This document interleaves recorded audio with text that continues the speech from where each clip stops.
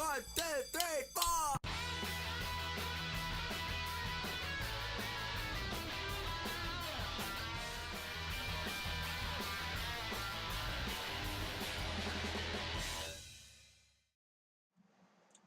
Welcome, viewers. I am terribly sorry about the late start. Last week I had some serious problems with my foot, and I completely forgot that my follow-up appointment was today. So, yeah, kind of had to start later. Unfortunately, today we are also being... Hazadil has decided to leave us, unfortunately. And our friendly neighborhood Kira is unfortunately not joining us today either. That being said, we are joined by our good other friends, Botino. Hello, my name is Eric Sereno, aka Cyrano, and I'm playing Botino Cortez, the rogue thief. And don't forget to change the name there, bud, so that way they can remember I it. just looked over at that. Shaxon. Shaxon, the last person standing in between an adult dragon and Bettino. So, yeah, made sure he didn't die horribly. And our healer... I can totally talk, I swear. Our healer Tolgrim. I'm super depressed because my bugbear is gone. You'll find another bugbear. It won't be the same. Alright, so when we last left off, the party had very barely edged out a win against a adult gold dragon, and basically at the end, 3 of the party members got insta-killed because of the dragon holding back its breath weapon for its emergency, oh shit, I'm about to lose. Party managed to pull out the win thanks to a combination of Shaxon and Botino whittling that bastard down. And, yeah. The medic squad came out, revived everybody. I'll just go on and say, follow through with what Hazadil had put in the in-character chat. He had, after being revived, told the party that he's basically wants to go off and do his own thing and return to the Beastlands. As you wake up, you are informed that y'all should probably get off the field as the final prize fight is about to begin. You can watch if y'all wish. You did do very well. After the prize fight, you and everybody else who has completed your challenge shall receive your rewards. Do y'all wish to watch the prize fight? Yep. Yeah. Alright, so you guys head into the stands of the Coliseum, pick up some popcorn or dragon jerky or bugbear toes or whatever you kids like to eat these days, and settle in to watch the prize fight. Before heading off, you all, I'll just go on and give it to y'all now, but you all essentially get a, no, not short rest, long rest. Basically, y'all are healed up to full and all that fun stuff. Few minutes pass, and nothing seems to happen.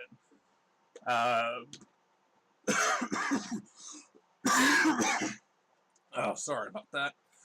Anyways, a few minutes pass and nothing seems to happen when suddenly just a bright flash of red light appears in the middle of the arena. Stepping out of this red light is a team of 5. One of the members you recognize as the Student Council President. She is accompanied by a Minotaur Bard, because I freaking love that concept, a Dragonborn Paladin, let's see, Minotaur Bard, Dragonborn Paladin, Halfling Fighter, and a Tiefling Sorcerer. Flying in from overhead, not much long after this group appears, is Steergrass as well. He lands in the middle of the stage, but unlike the rest of his fight, his size is significantly larger than any of the other fights he was in this day. You would imagine at least twice as large, as if not at least if not 3/4 times as large as he normally is. Basically, he's about the size of a huge dragon. The fight commences. Teargrass, being the super speedy fucker that he is, immediately starts off with pulling out something that catches everybody off guard. Shaxon, if you want, you could give me a history check, as all of a sudden you realize that Teargrass is using a swirling breath weapon. You don't recognize any sort of reason why this would be happening, but Teargrass seems to be doing both acid and fire damage with his breath weapon, immediately starting out.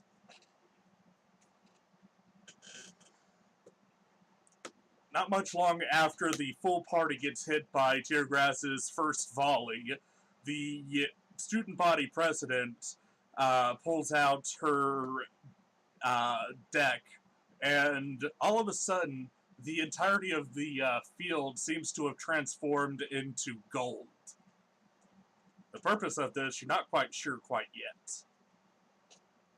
The battle ensues for quite a while, and eventually this golden arena starts to form into a massive golden golem.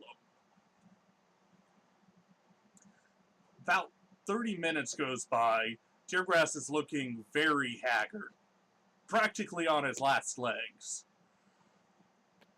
Just before the, I will say, just before the paladin gets the final hit in, Teargrass does something that you yet again would not have expected.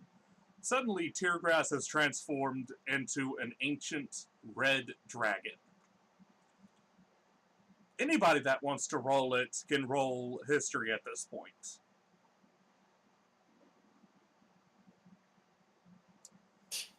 So, Shaxon, for some reason, you have no idea what's going on with dragons. Tolgrim and Botino, both of you remember that ancient dragons have the ability to shape change. And Botino, you would recognize this as Teargrass's true form. Just based off of that 20. You recognize that Teargrass's true form is an ancient red dragon. The fight continues, and eventually Teargrass is finally dropped to 0. Very barely standing is the paladin, winning over the rest. And the fight ends. A lot of people are in awe just by the spectacle that has happened. Not long after Teargrass falls, of course, somebody runs out and brings Teargrass back up to 1 hit point. And he just kind of congratulates the party for thwarting the dragon. And, excuse me, everybody who has completed their challenge is called back to the arena. Do y'all go? Yep. Indeed. Alright. You all go, and I'll just say Kira goes as well, because, I mean, might as well. And the headmistress... The reason why we actually succeeded that. The headmistress comes out and congratulates everybody who has won and sings condolences to those who have failed to meet their challenge this year. Better luck next year and all that. To start off, the winner of the prize fight steps up to the plate. They receive very fancy-looking tickets. Basically, if you, even without a perception check, you can easily tell that The tickets basically have a binding contract on it stating that they will receive at the next available spots, basically when Tiergrass has the time to do it, their own custom item of their request. The groups continue up, they receive random magic items, so on and so forth, and eventually it comes down to the other upset of the day. You guys. You step up to the stage, you are awarded a medal which indicates that you are now Tier 3 within the school. In addition, you are also awarded each a... Oops, I did not mean to do that, but what the fuck ever. You are awarded each a baggie full of 5,000, might as well just say 5,030 gold piece each.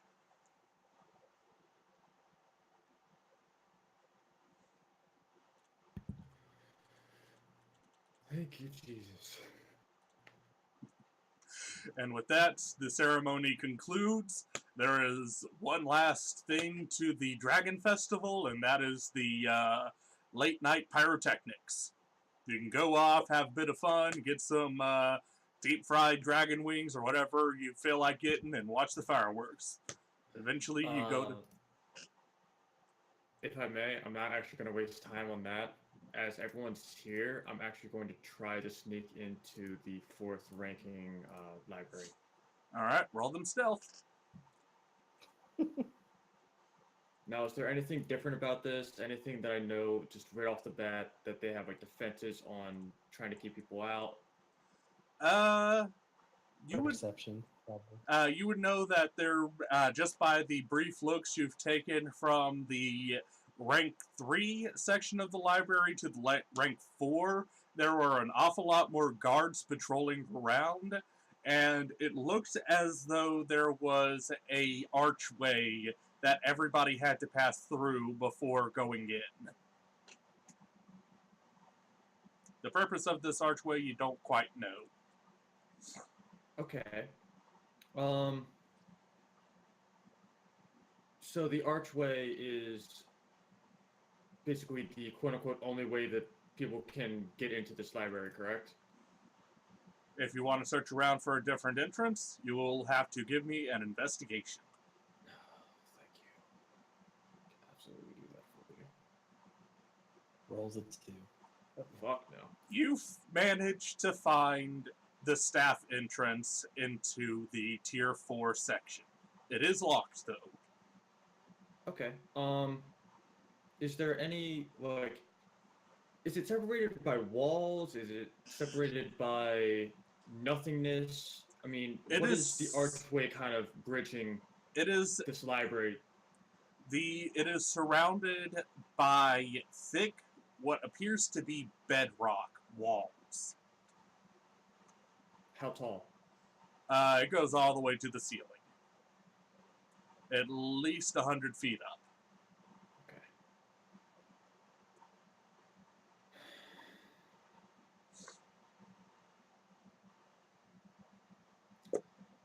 And looking around, there's none of those statues that, There's a few statues here and there, mostly for the odd fight that somehow manages to break out in the one place that's supposed to be fucking quiet. okay. I'm going to investigate this lock, see if there's any, like, alarm, any magical traps, or... Alright, roll me investigation and perception. Okay.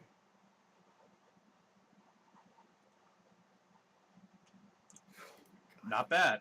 You see that not on the lock itself, but as you're looking over the door in general, you see that there is a small magic circle just on the inside of the door seal. And with, I'll say, because it's a level 1 spell, and you have spent at least a little bit of time in the presence of magic in general, you could recognize it as an alarm spell. Fuck. Now, if you want, give me an intelligence check. Straight intelligence or Straight intelligence. God damn it. Boom. You kind of look over the magic circle, what little you can see, and you find it kind of odd. And all of a sudden it dawns on you that if you could find something slim enough to wedge into the doorway, you could potentially keep the alarm spell from activating. Kind of like popping a credit card into the door jamb to unlock it from the inside out. Basically how I lived without a key in an apartment complex for 2 years. Yeah. I get you. So I would think that, I don't know, maybe my thieves' tools would work. You would need, the thieves' tool would work, but you would have to leave the thieves' tools there. Oh shit. You need something to wedge in there and basically keep it there until you come back. Okay. I will say, because of your really good investigations so far, you would know that the guard patrols they basically have a changing of the guards, what it seems to be every 3 hours or so. Okay. So none of that has changed with this event happening. They're still there. They are still there, as this is the staff for the library itself. They're not students.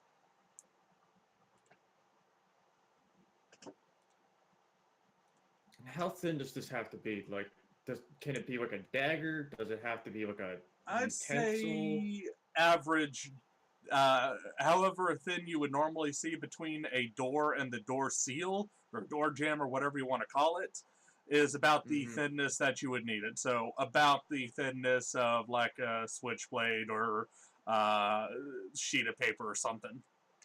Yeah, most daggers would not. Maybe because the daggers would be made for a halfling, maybe. I mean, I do have 2 daggers. Do I feel as though a dagger would work? You can probably wedge one in there just because you are a halfling and they are made typically smaller. Sweet. My size wins again. So I'll absolutely do that. I will sacrifice one of my 5 silver daggers and leave it there. Now, a question.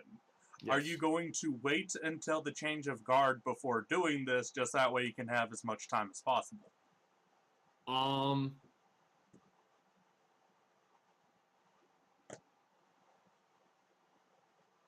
How much time do I have until the next rotation?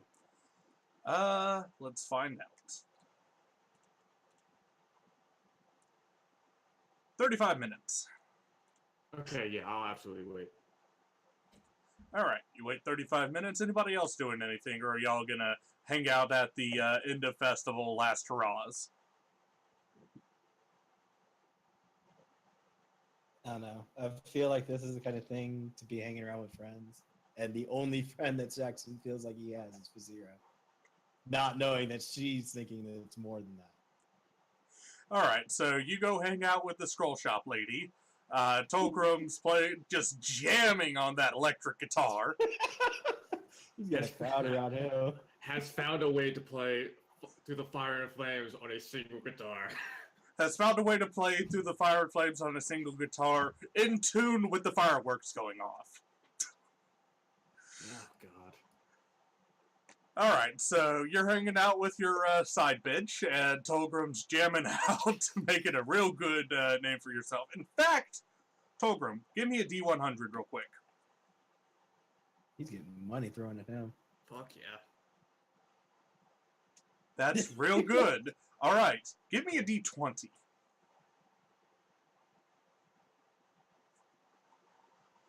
You get 1,300 gold from that excellent performance you put on. Damn. Oh, shit. He didn't even have to make anything or do any contracts. He's just playing music. Bala bala shakala boys. Alright, so back to you, Botino. You wait till the changing of the guards, 35 minutes go by. I presume you wait about 5 minutes just that way they can get fully into the swing of things, and then you break in. Give me just a general sleight of hand or thieves tool check to see if you can pop open the lock.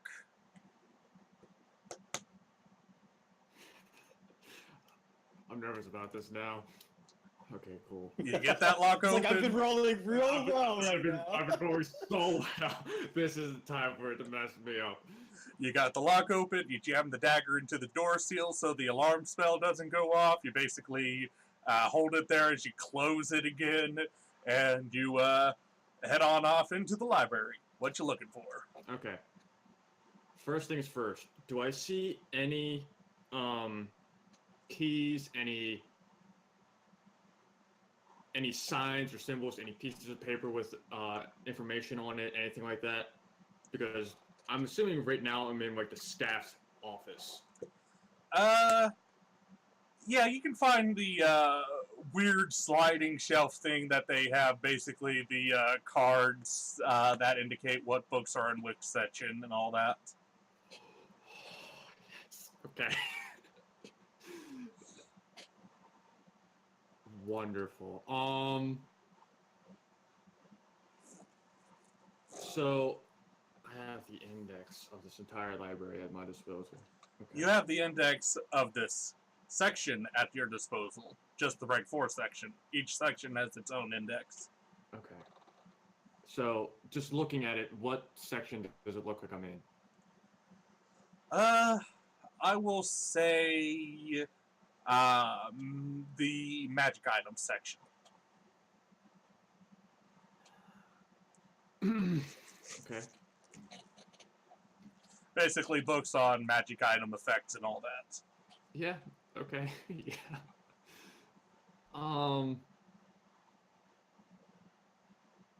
So not magical items themselves, like manuals. Yeah, or just- anything. That would, Yeah, that would no, be too easy. that you would imagine if there are manuals in this library, they would most likely be in the tier 5 section. Mm-hmm. Okay. The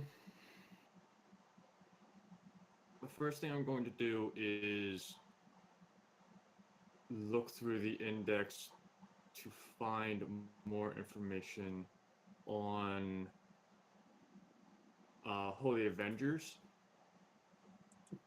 Alright, so you kind of look, well, first off, give me an investigation. Okay. I'm double proficient, and I have a passive investigation of 19, if that makes any difference. You're going to need a 20 or higher. Okay. There are a lot. You got a 20 or higher. Reason why I say you need a 20 or higher is 20 on the die. reason why I said you need 20 or higher is because there are a lot of cards you got to sift through. All right, so you kind of use your investigation skills and narrow down. Oh, you know what? I might as well just look over here in the M section for magic items. You finally go over there, kind of scroll through. And you need to basically go to like section J, subsection I3 or something like that to find a book on Holy Avengers. Okay.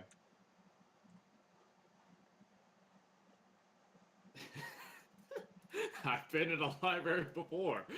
Yes, I have. Some would say this is my favorite terrain. Okay. So I will write down the information on this card and immediately put it back. Good idea. Once I have that, I will... I'm guessing there's like the exit way from the office to the library itself. Yeah, door's not that far away. Okay. The door I'm itself going is to- not locked. Okay.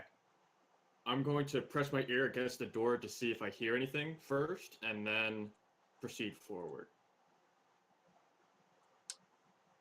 You hear nothing. Okay. I will proceed forward. I have my cloak hood up at all times at this point. I figured as much, so give me stealth and sleight of hand for opening the door quietly. Okay.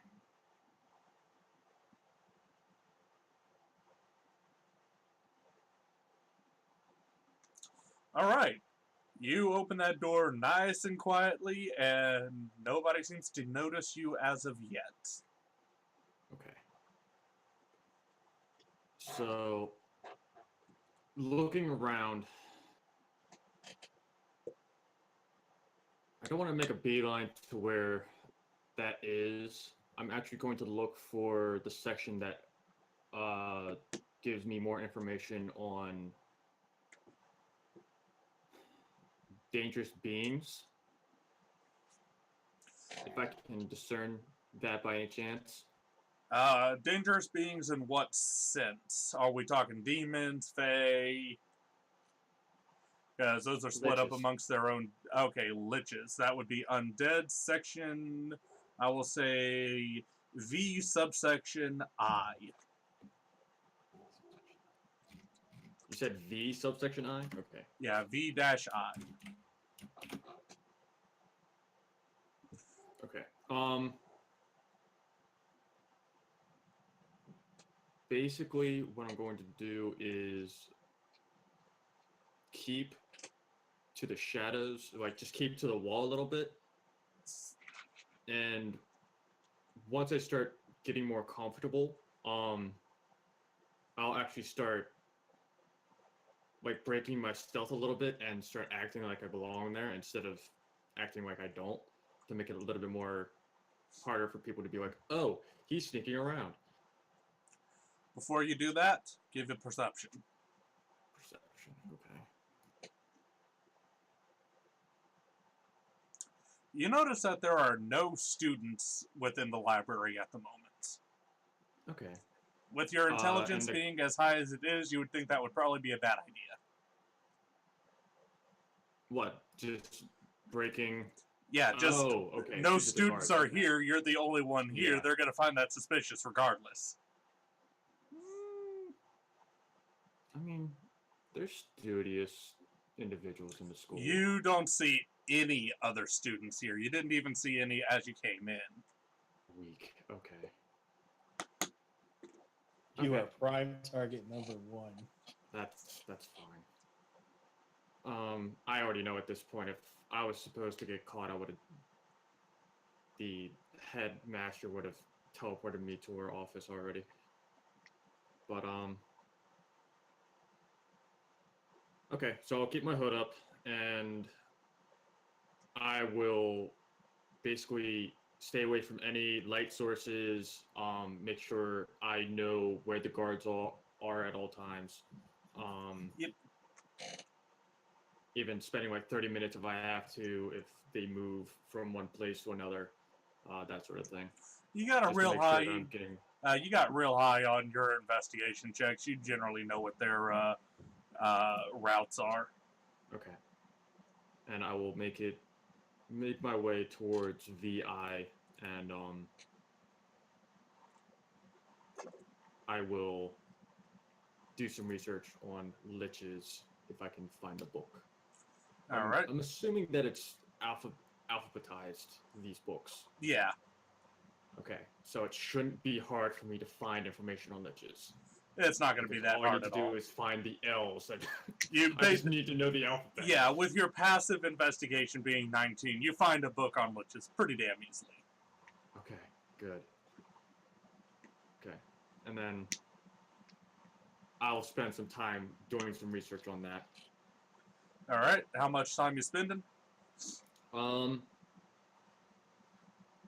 Honestly, as much time as is allotted to me, because if they're not going to find me, I'm planning on staying here all day. All right. So just to be on the safe side, because you do remember, you will keep in mind, just based off of your intelligence, that you've got about, with the time that took you to get to where you are now, about 2.5 hours of research, but basically minus a half hour, just that way you can leave without the guards noticing that you broke in the first place.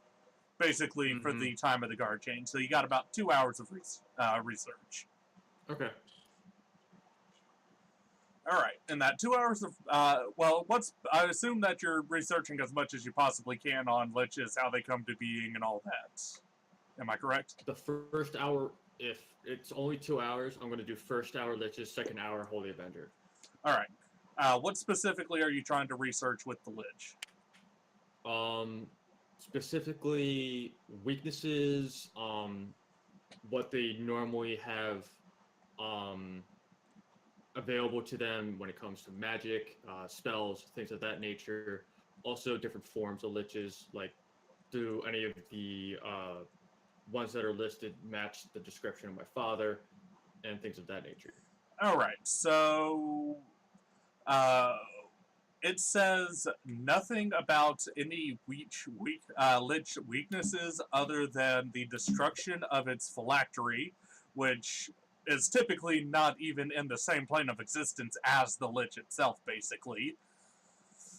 As for alternative version of liches, seems to widely vary based on who the lich makes a pact with. Basically, if they decide to make a pact with one of the gods of death, if they are forced into being a lich by their deity, because there are certain good liches that basically come about by their deity going, why don't you protect this for a few hundred years? And the most dreadful of the group, it has a rough illustration that kind of makes your heart sink as you realize that this is definitely the kind of lich that your father is. The ones who make a pact with Orcus. It has a much more demonic appearance in nature.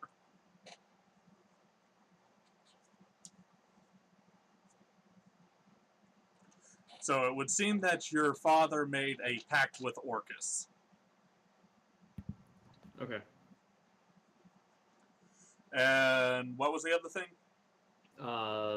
Information on Holy Avengers, specifically Holy Avengers that are short swords, location.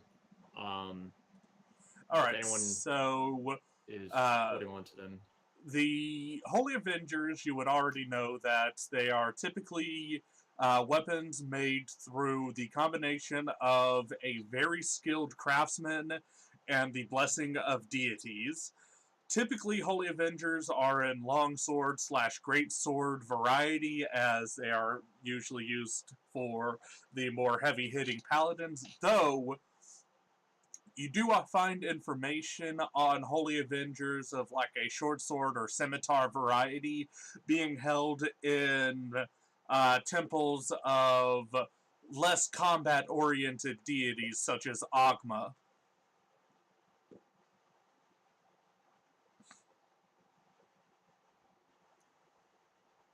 So basically you can find, basically if you want a specific Holy Avenger of like a short sword quality, finding one in a Temple of Helm is very unlikely, but finding one in a Temple of Agma would be much more feasible.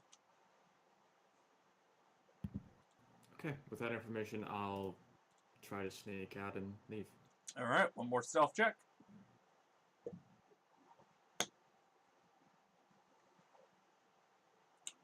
Yeah, it's almost as though you weren't there at all. You get out, you remove your dagger, kind of do a little patchwork on the door frame just to make it look like there was nothing wedged in there, and you just disappear into the night. Yep. I feel like I've accomplished something today, so. Alright. For the rest of you, while this was going on, the fireworks goes off. Tolgrim, you got a boatload of money from your kick-ass freaking Dragon Force performance, and eventually the festivities start dying down. Each of you roll me a D100. Minus Botino. Oh, I damn. Alright. And I'm gonna roll This is either really good or really bad. Alright. So Tolgrim, you rolled the lowest, so this happens to you. Zui kind of comes up to you and requests your services for a few minutes. Okay, my fault.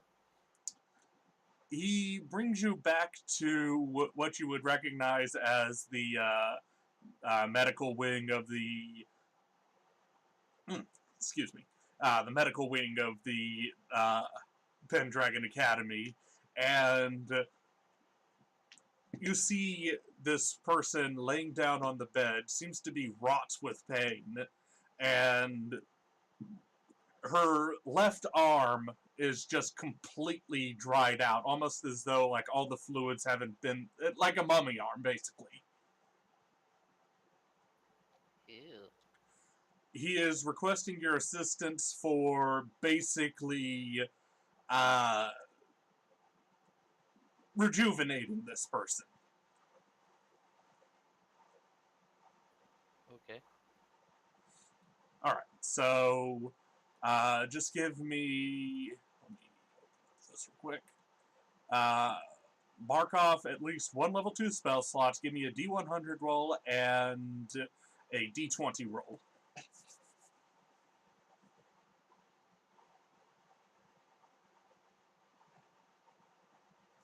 Alright, very good. After about 3, maybe 4 hours, the lady eventually regains consciousness, and her arm seems to be doing much, much better. Even though you could only spare level 2 spell slots for the lesser restoration spell, kind of thing. Basically, things, she seems to be doing quite a bit better. You overhear her before she passes out from just being completely exhausted that the lantern is on the move again. She says this to Zui.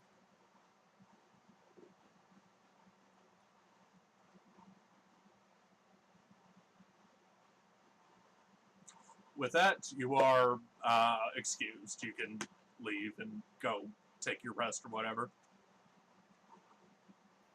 Can I ask Sui what's going on? Indeed you can. How do you phrase it? What does she mean the lantern's on the move? He kind of looks at you. It's like, well, your group's on the case, isn't it? The lantern that holds not Mephisto. Anyways, the lantern that you've been trying to prevent over in the dungeon seems to have moved to a new location. So it's not, from what you might gather, it's potentially not in the forest anymore. Okay, but still a threat here. Yeah. Considering she's laying on the ground, she was found with her arm completely emaciated and in dire condition.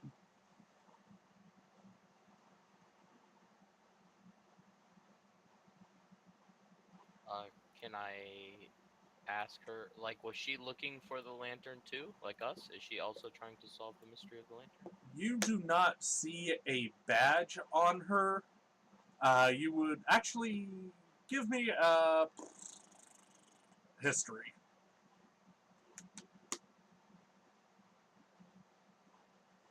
Even with that 14, you recognize her as one of the nursing staff here within the medical wing. So, not a student. She, basically what Zui would tell you, as she's currently unconscious, is earlier this day she went missing and was recently found and brought back here.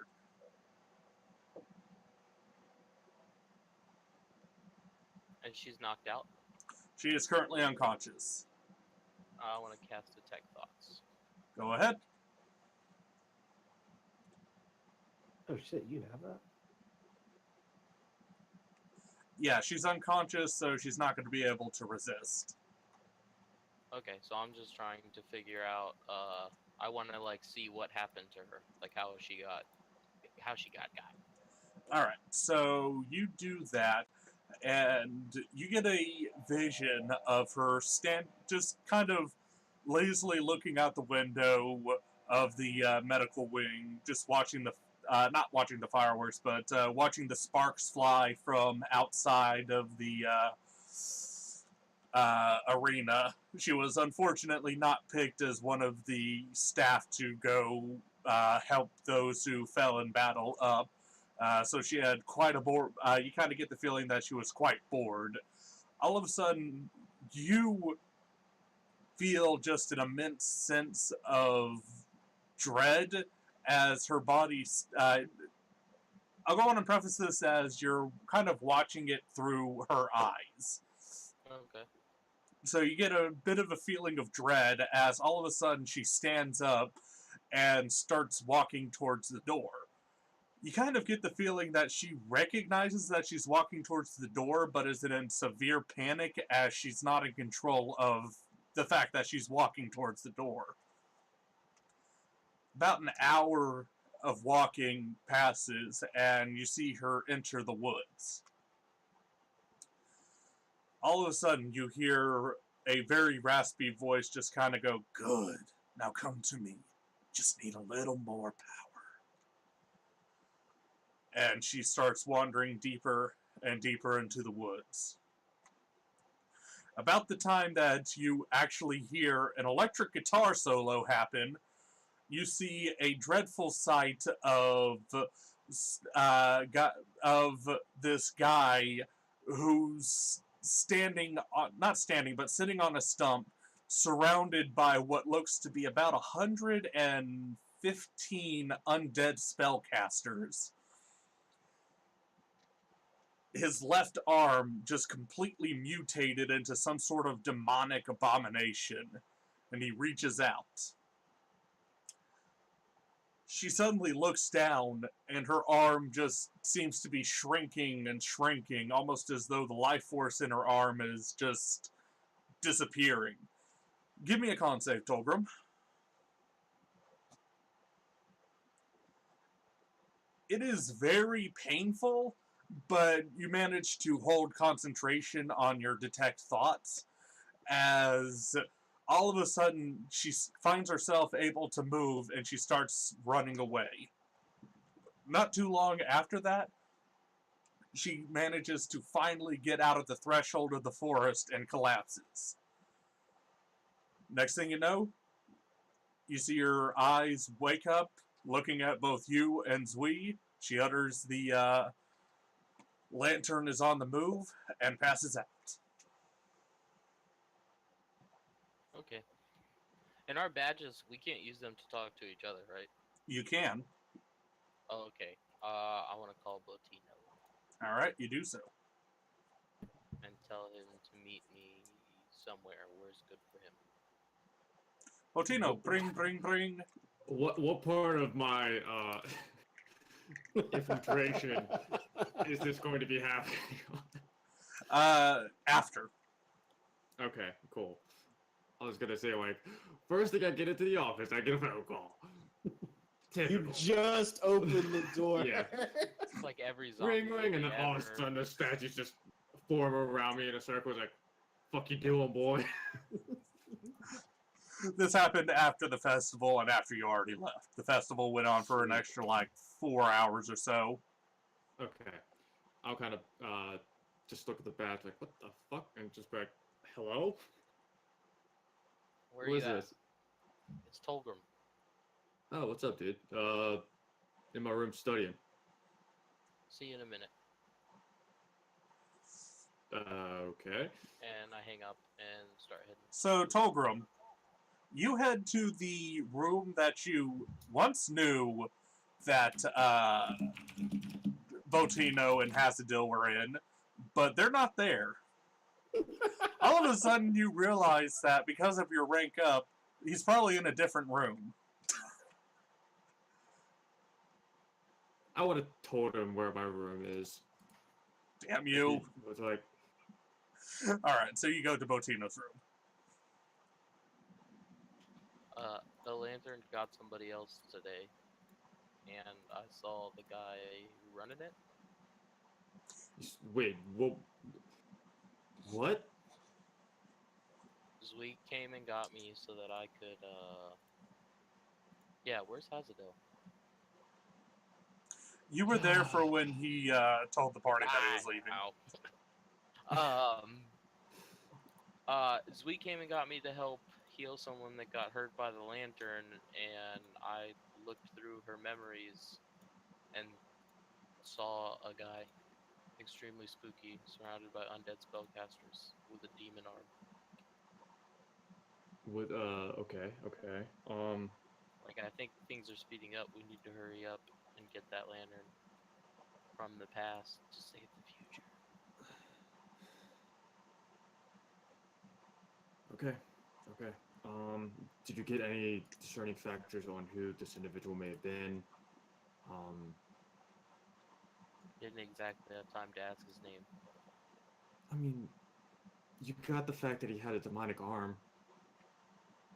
Yeah, I was just looking through a memory of an Okay. unconscious girl. Okay. That's not creepy at all. Says Hey, the look, guy if who you're- asked a random Eldritch Knight about her boobs. Okay, Jackson doesn't know what those are. Yes, that's your only saving grace. But also the So- fact that he told me beforehand that Dr. Zui got you to be in with was kind of like okay. Like, I know that we had planned to do some stuff here, but I don't know if we have time for that anymore. God damn it. Okay.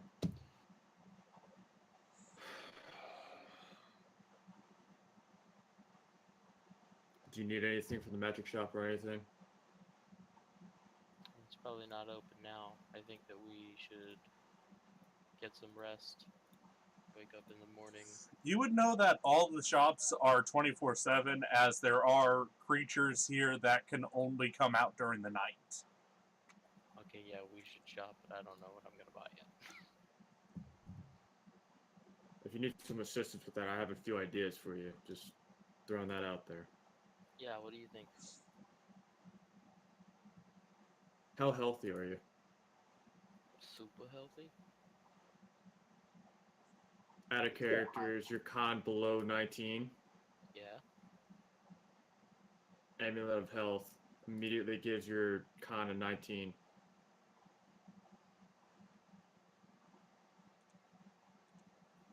Okay. And then that'll help with saves for concentration spells. Yeah, I like it. Wait, is yours 16 or? 17. Also, it immediately increases your health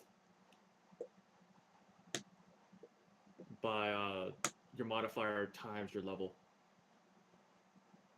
If you're at 16 now and it goes up to 19, it would be, I believe, another 6 health. Up, Yeah, it would increase on your by maximum. your health would increase by 6. Yeah. But other than that, I'm honestly thinking about seeing how well prepared this magic shop is and maybe stealing like a pretty fancy shield.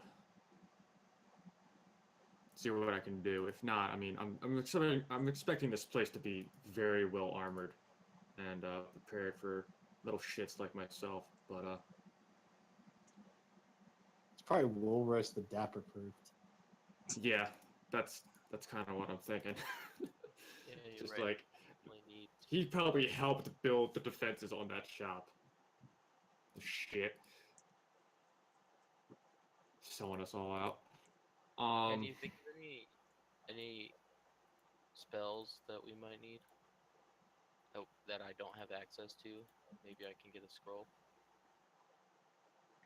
Like, I'm gonna have time to go to sleep, so I'm probably gonna change up what I have and bring more utility stuff. You can only change your cleric stuff though, right? I haven't learned all my bard spells yet. I only have like 2.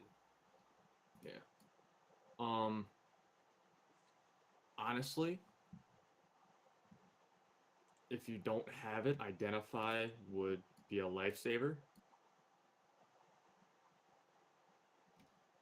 Pretty sure that is a bard spell, level 1. Yep. It's a cleric spell too. No, it's not a cleric spell. Yeah, no. That's arcane. It's a cleric by spell definition. if you're a cleric of knowledge. Or forge. But the thing I like about that is that it's a ritual, so that you don't have to waste your energy on it. Yeah. You're turning him into Marlin. Oh no, and you're a cleric. I'm guessing Tempest due to the fact that you are a fan of lightning and thunder.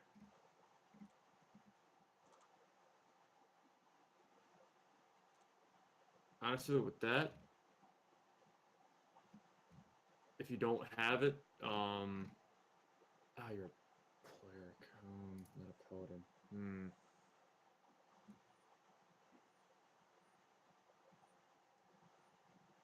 Honestly, the gifts that Thor gives you are pretty useful, so I'll just stick with those.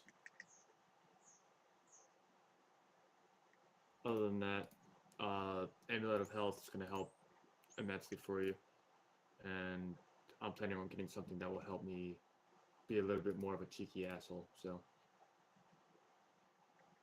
As surprising as that may sound, I can be worse.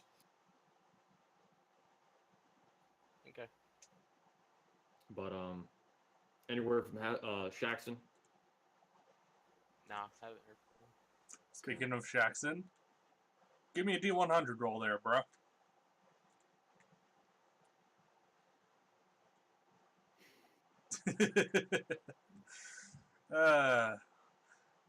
Your time with your new lady friend goes generally uneventful. Sweet. That's all Shax was thinking. We're just friends.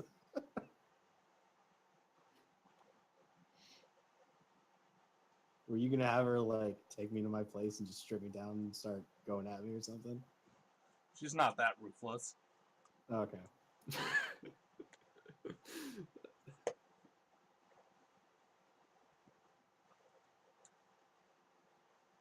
Alright, anything else for you two? I'll actually stop him before he leaves.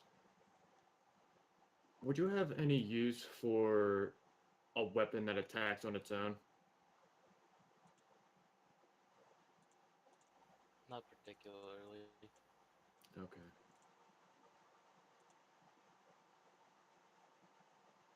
Alright. And also, are there any weapons or anything that you would be interested in? Any fabled tales or anything from your religion that seems to spark your interest? Yeah, find me a Mjolnir. A mule. Spell that for me? Isn't it like MJ? Yeah, it's weird. I don't actually expect. Yeah, thanks. Appreciate it. Anytime, amigo. Oh, that's perfect. I just try to shove him out the room, but I have no strength to do so. See you in the morning. And I'll head to the scroll shop. Alright. You head to the scroll shop. Give me a D-hundo.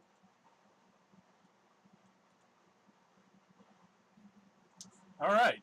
Jackson's lady friend is not there. Is anyone there? You have the night shift lady. Or dude, or whatever.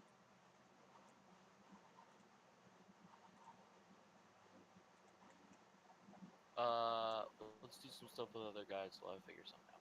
Sorry. Alright. Botino, you doing anything else?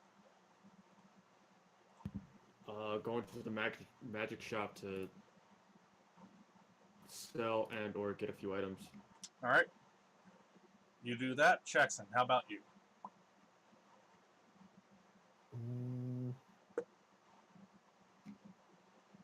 Yeah, magic shot.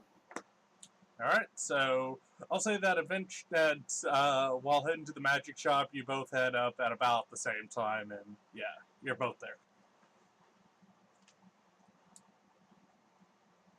Oh, what's up, buddy? As I look way, way down at my kneecap. What's up? In the Join most the new room. sarcastic voice I can.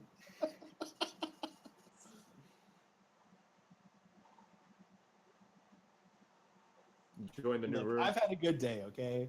Yeah, I can tell by the gigantic grin that's almost breaking your face. The hell happened? I haven't Well, seen we you fucking smile beat an since I adult met you. dragon. Like, come on. How many times can you say that in your life?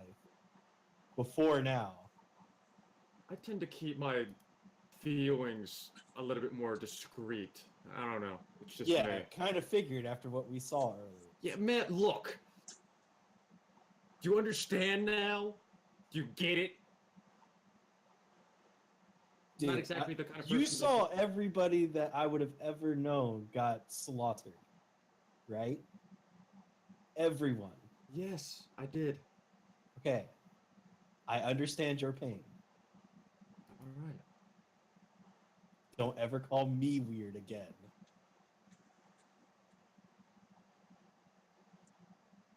To be fair, I did not know my father turned into a lich, all right? That was completely unknown. Now I have no foot to stand on. Okay. Just so long as we know Happy? that going forward. Cool. And I open the door and then just wave my hand indoors and just go, ladies first.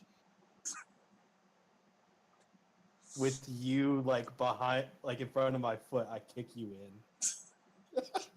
I love I'll y'all's let it happen. interactions. I'll let this happen. You insist. All right, so you three stooge your way into the magic shop, Basically. and yeah, there's a dude behind the Start counter. holding my head, just go. Sorry. All right, so you three stooge your way into the magic shop, and yeah, there's a dude behind the counter just kind of looking at you two like y'all are a couple idiots. Because we are. Sue us. We're the smartest in our party, but we're the idiots right now. It's fine. We need to have some release. Can't be smart all the time. So, what can I get you? Kind of just look up at Jackson. Go ahead. I'm gonna take a while. Yeah, figures. So, I have found that while I can sustain a lot of damage, I am quite easy to be hit. I was wondering if there was something I could wear that would make it difficult. Sounds like you want some magic armor. Or a cloak of displacement. Hmm.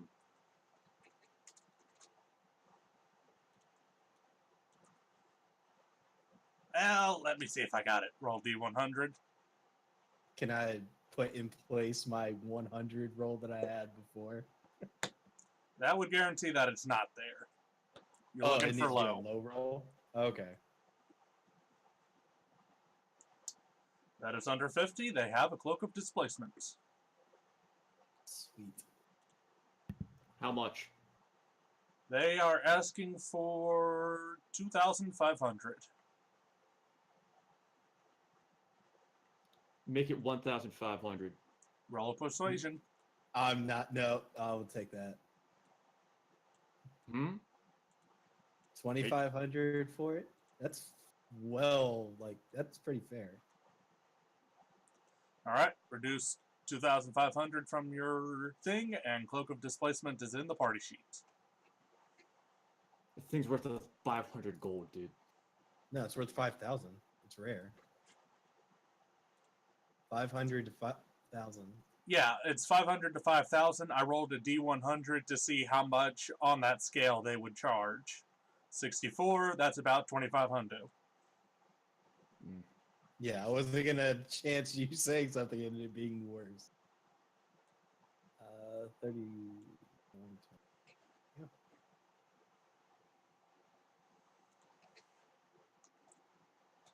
Anything else? See, that was actually pretty cheap from what I was thinking. Mm-hmm. Just out of character, what I was thinking.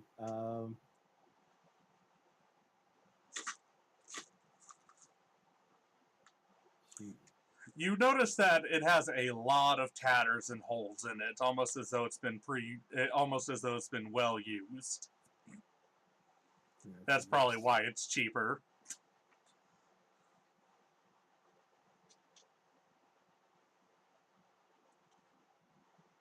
All right. So what else you want?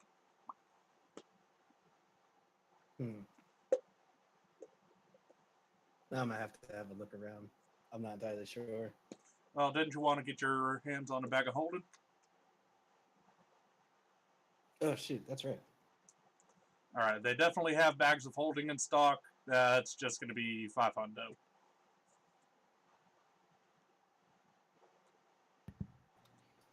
Give us discounts for pairs. Ooh, that's a good question. Roll persuasion.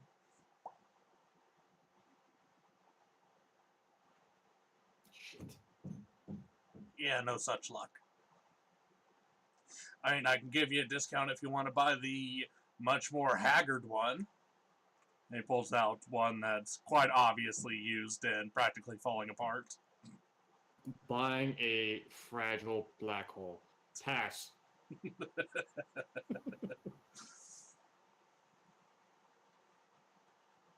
All right, so I'll get the good, less used one.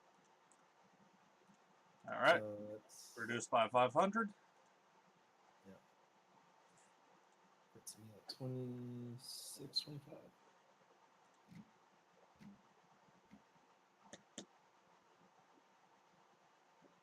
All right, yeah. I'm just gonna walk around and see what they got. Let Patino do his thing. All right. Botino. Watching him.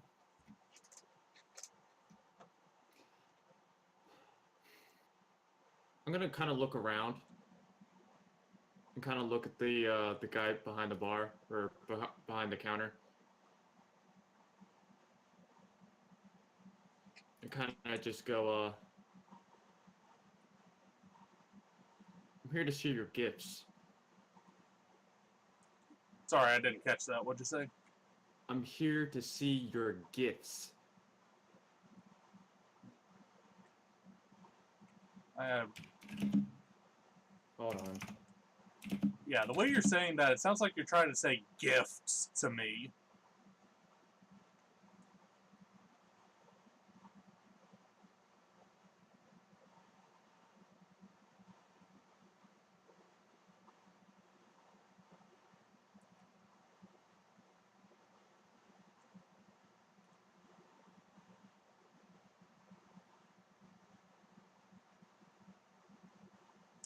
Oh, okay. Let's see.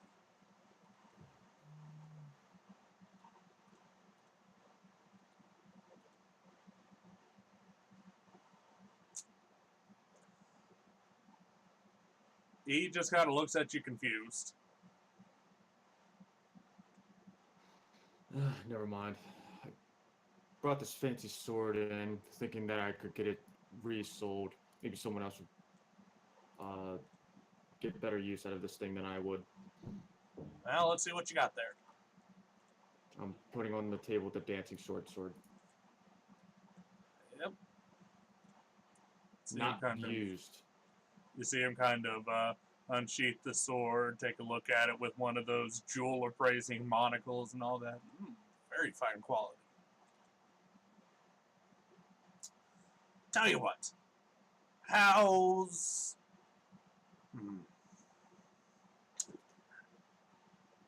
How's 25,000 sound?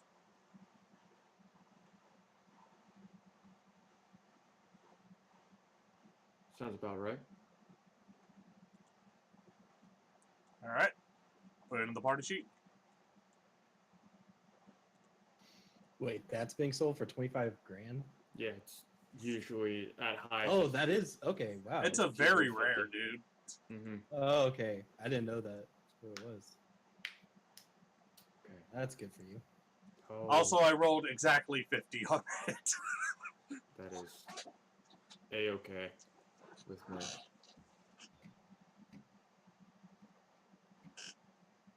Now, if you don't mind, I do have a little bit of a list here. I want to see if you have any of these. Well, let's see what you got. Amulet of Health. Let's find out. Roll a D100. They definitely got one. Okay. That'll be 1,000. I'll take it.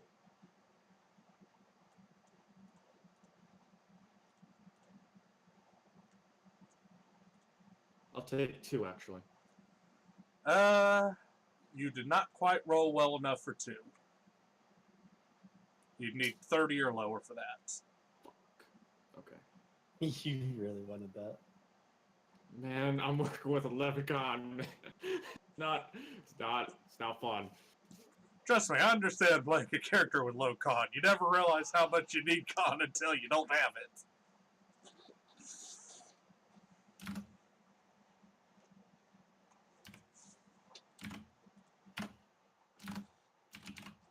You take one bad hit, you're down. I presume that 2,500 or 25,000 going directly to you, right? Yes. Yeah, For the that's all. moment. All right, so just increase your gold count by that much.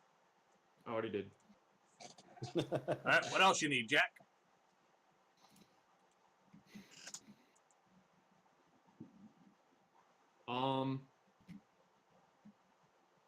Eyes of minute seeing. Uncommon. As a minute seeing, they definitely have it. That'll be 500. Unless you want to try and haggle. Yeah, I'll haggle, sure. All right, roll persuasion. No. 500. Probably pay more now. Yeah, I'll take it. It's not. They're not going to charge you more unless you crit fail.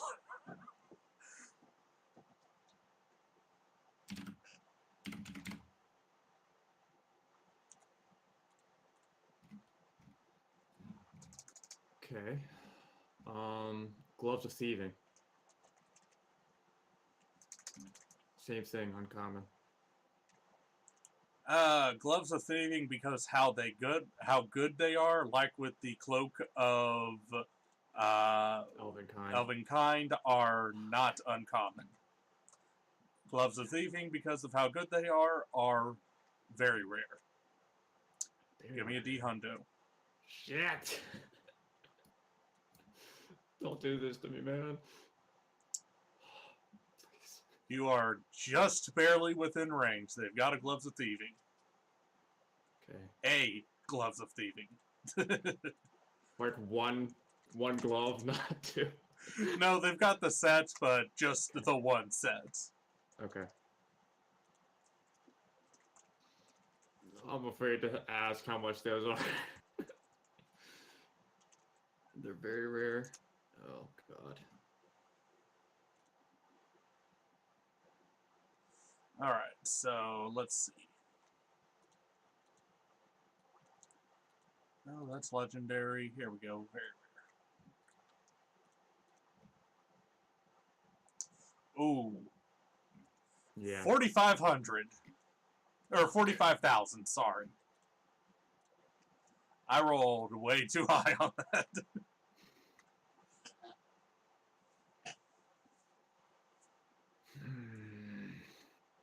Not helpful. Okay.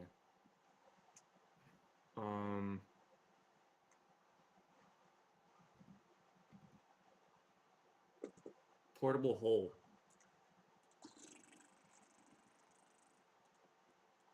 Portable hole, rare, D1 hundo. They do not have any in stock. Damn it. Okay, that was the one I needed the most. Fuck. Okay.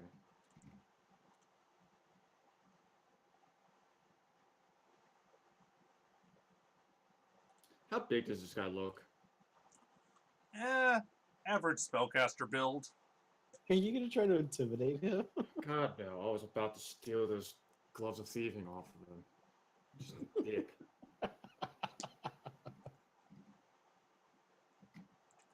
You see, those gloves of thieving are very fancy, practically mint condition. Yeah, I know. Damn it. Ah.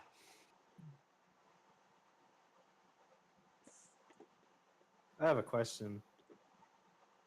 Just out of character. Go ahead. Wand of identification, is that a thing? And does it recharge I already It's charged. have it. Like, does it have charges? that There can is no recharge? such thing as a wand of identification in Ra. However, I have been known quite often to make custom items. If you want, you could try and see if they have a rod of identification. It will be on the same tier as most of the other rods, aka rare.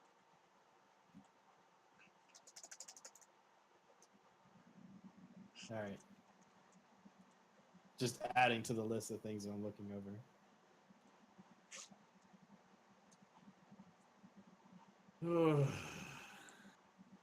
Unfortunately, staff of striking is way too much.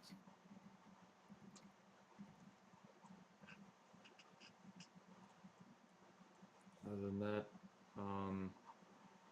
So does he have weapons and armor here? Weapons, armor, pretty much anything magical. Okay.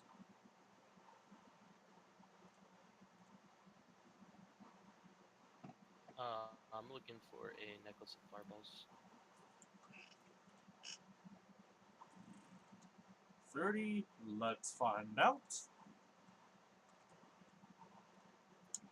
That is a rare. They indeed have it. Let's see. how much would a +2 shield be? Give you a second. The necklace of fireball will run you 3,500.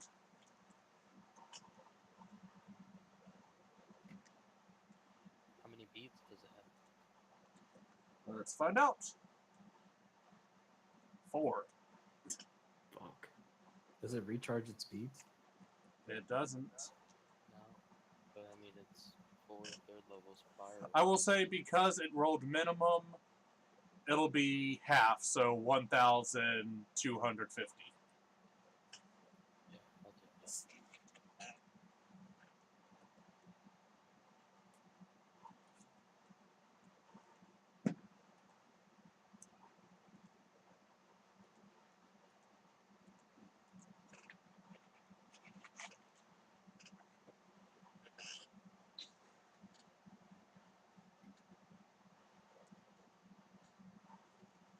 And it could be worse. He could have been asking for a luck blade. Oh yeah, and then you get 0 charges on that witch. Yeah. Had a game yesterday. I rolled for on a magic item table. I rolled a luck blade. Rolled to see how many charges you get. 1. Well, goddamn it, it has 0 charges. Sounds about right. Now the fun part is that's the second time it's happened. Christ. My luck is not what you would call good.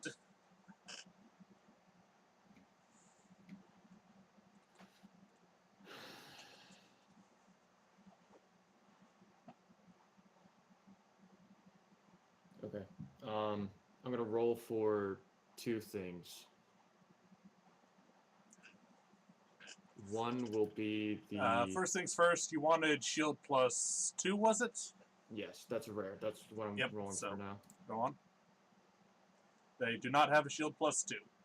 Okay, and also, wand of lightning bolts. Alright.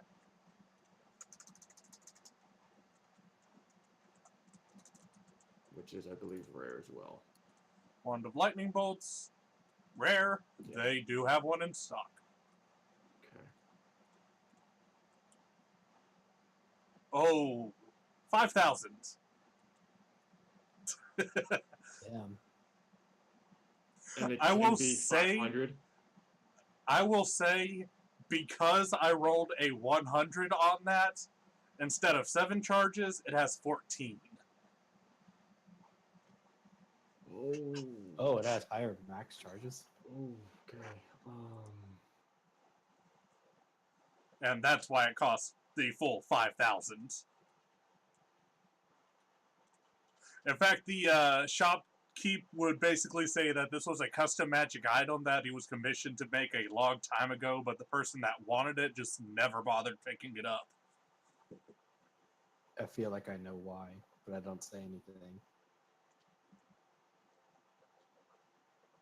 It was Hasadil. He wanted it. Well, I was gonna say it was one of the people who got turned into undead. So No, I was just making the joke about how Asadil just kept getting wrecked by lightning. So Or he that just, wanted, he just wanted to have something. Yeah, take it. It requires attunement by a spellcaster, doesn't it? Who says it's for me? Okay, I was just saying. I don't know how magnanimous you're trying to be. I mean, he's got to reach at least level 13 before 13. he can use it. Mm-hmm. Oh no, I know that. As do I, which is why it's not for me. It's all grim. Yes. Merry fucking Christmas. And I hand him the wand of lightning bolts and the amulet of health. Is that how you spell Mjolnir? You kind of said it in Dwarvish. Yeah, that's it. All right. Also, for anyone who cares, I'll kind of nudge Jackson over here. I don't want. Is there people in the shop, or is it just us? It's pretty late night. There's a vampire or two, but not that many.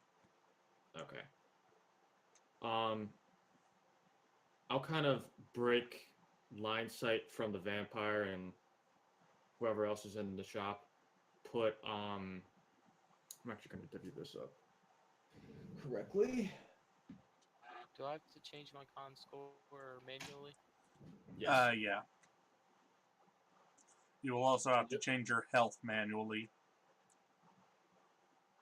Keep a track of. I went your- ahead what and your health. gave it to you. Thank you. And yeah, keep track of what your base con is without the amulet.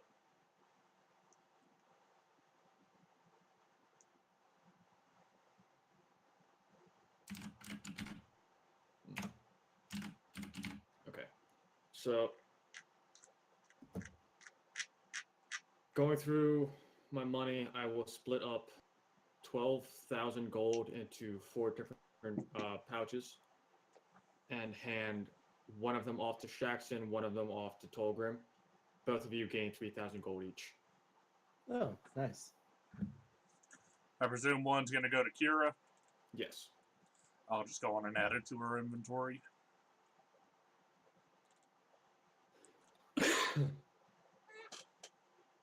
That actually might help me out a little bit. Yeah. If you guys need any assistance with buying something, just let me know. Okay. So, two things I wanted to come back for.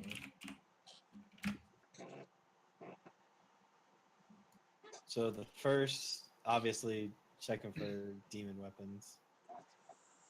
That's going to be a toughie. Give me a D-Hundo. Yep. They do not. All right. And the second one that I was going to look for, if they had mithril, that, like, so I'm wearing half plate. If they had mithril +1 half plate. Let's see. Well, you would know that just based off of it being magical, it's automatically +1. So if you want a mithril +1, that would be technically +2 on the merc. Oh, would it be? Just based off of base magic stuff. Alright, so... So if it's mithril, it's automatically +1. Base mithril is non-magical, also uncommon, so they would have it. A +1 mithril would be rare, so give me a D100 roll. They have a mithril half plate in stock at +1. How much? Let's see, it's just rare, so That's about 4,000.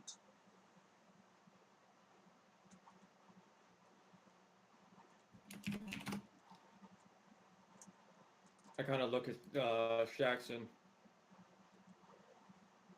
If you want it, I have money. You gave me plenty. Dude, I'll immediately put down 2,000. You know, I find it hilarious how Mithril Armor specifically says it doesn't pose disadvantage on the checks, and yet it's still classified as disadvantage for stealth. Yeah. Alright, so They for basically however just y'all are paying it, just pay it. So you're putting 2,000 on it? Yeah, I kind of just put the 2,000 on the table and just say, consider this thanks for not letting me die multiple times. All right. 365. What are you rolling for, Tolkram? Sorry. Greater invisibility scroll. Let's find out. That's a third or fourth level. I believe it's third. Scroll of greater invisibility. Surprisingly enough, only a rare. So they do have one. Actually, they technically have two in stock. How much are they?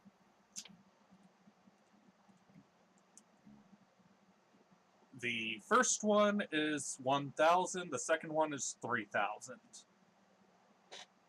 They like, is the second one like higher level or something? They are both of the same exact spell. The only difference you can see is basically the second one was basically written in like gold ink or some crap like that. Okay, I'll take the regular. In total, if you want both of them, that's 4,000. Otherwise, 1,000 for the cheaper one. Yeah, it is the cheapest.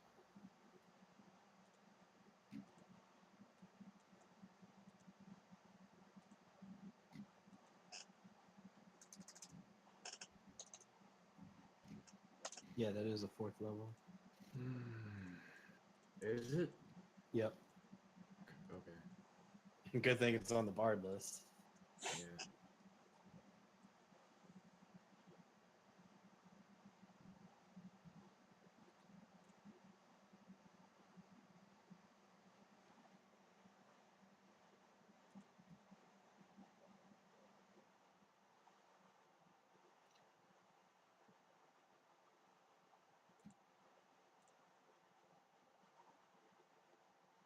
And let's see if there's anything else. Oh, just out of absolute hilarity, do you carry a sunblade? Roll it.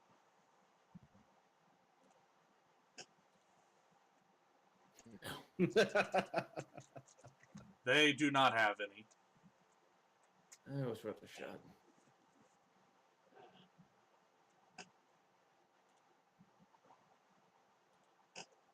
Actually, I'm still eyeing up those. Actually, I will say they do have one technical sunblade.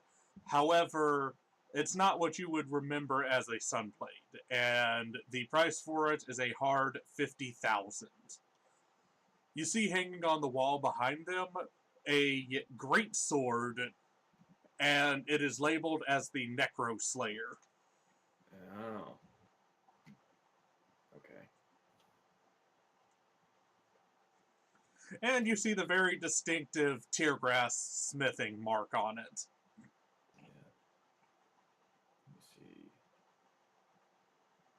Oh, I have the All Slayer, not the Slayer. Interesting. The Necro Slayer was basically Teargrass's prototype. I'll kind of just look at it and look at the store manager. What's that then? If you don't have sunblades, Well, that isn't exactly a sunblade, but it's not exactly not a sunblade. That is a, from what I've heard, one of two Necroslayers in existence. It is a blade which is made specifically to kill undead. And it does so with deadly efficiency. The person would go on to explain that the Necroslayer is made from the hilt of a sunblade being affixed to a specially enchanted adamantine, I think it was, yeah, adamantine blade that had been enchanted with Slayer magic specifically against undead. When fully active, it does basically, while two-handed, 1d10 plus an extra 3d8 radiant damage to undead.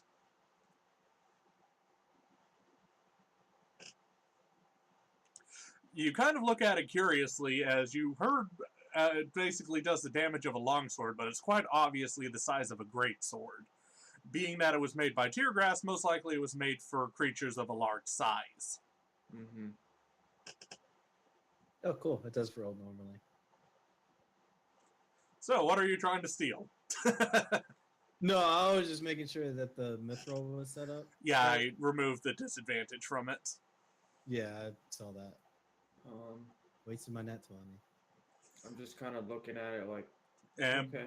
basically, the lady will, or the dude will explain the reason why it's so expensive is because it's basically a Tiergrass original.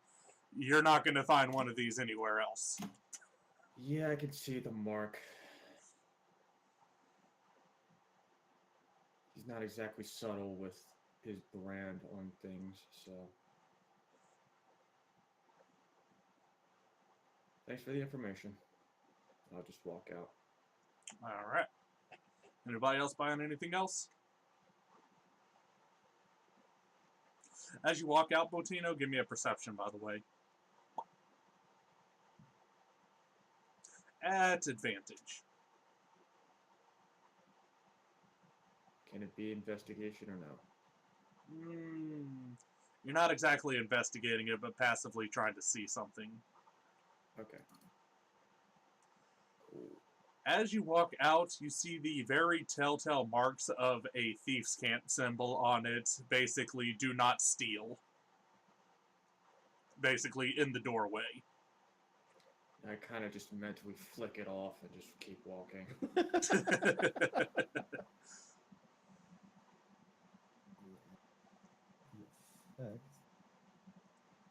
Alright, so anybody buying anything else?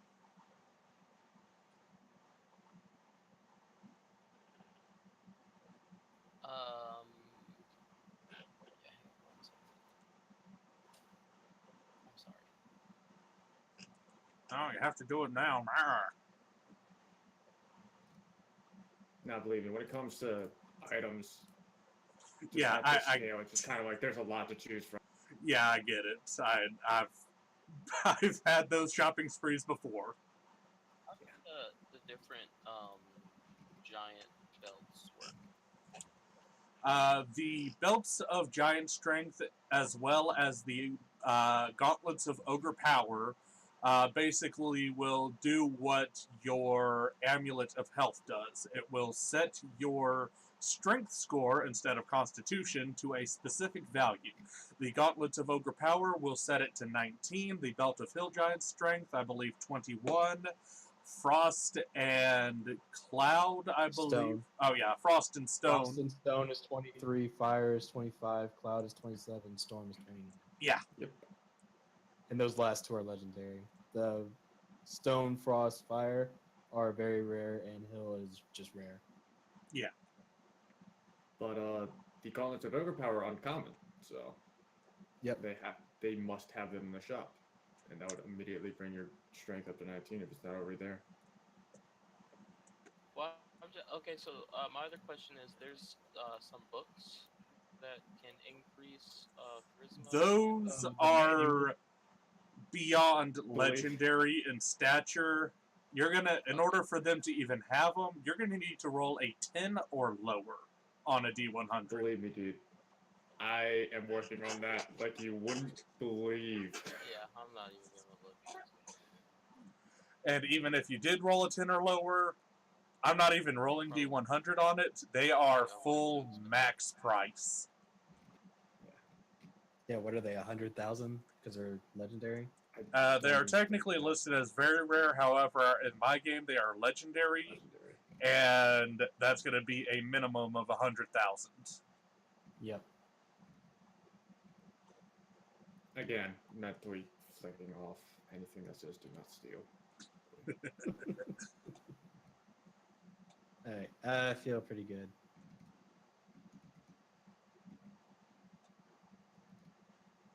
I was honestly looking through all of this, wondering what the hell I could get Shaxon, but it's just like, you don't use shields, you already have an armor piece.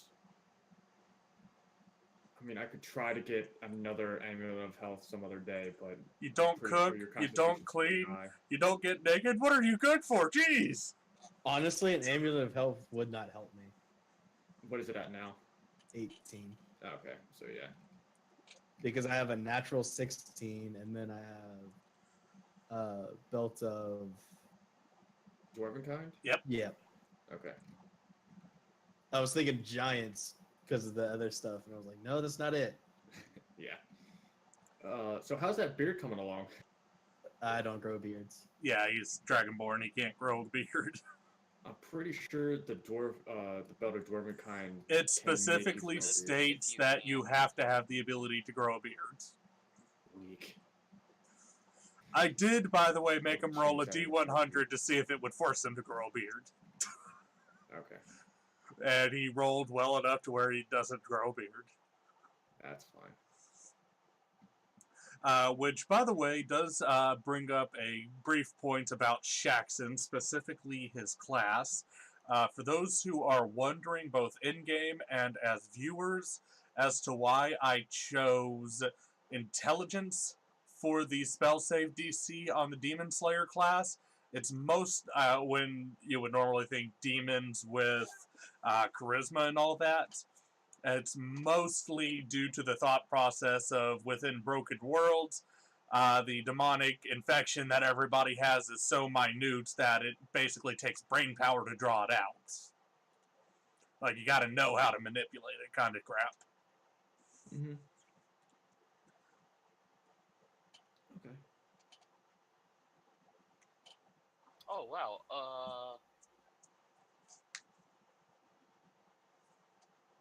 Boots of Elvenkind? Boots of Elvenkind are pretty good. I will say rare. They have actually 4 in stock. Damn. Price? 1 second. You might need to call me back. All right. You already have advantage. I'm not saying for me. Boots of Elvenkind. 1 is 101 gold. Oh my god. You just roll a natural 1? A 5. So close enough. Cool. So I'll take those. And is there Mithril Plate? Sorry, I should rephrase that. 1 is 500 gold. I was looking at the uncommon variant of it, when in reality it's the rare. So 1 is 500 gold.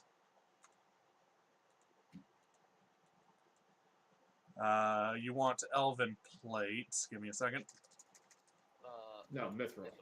Mithril. He's Oh, a dwarf. Mithril. I'm surprised you don't want Dwarven Plate.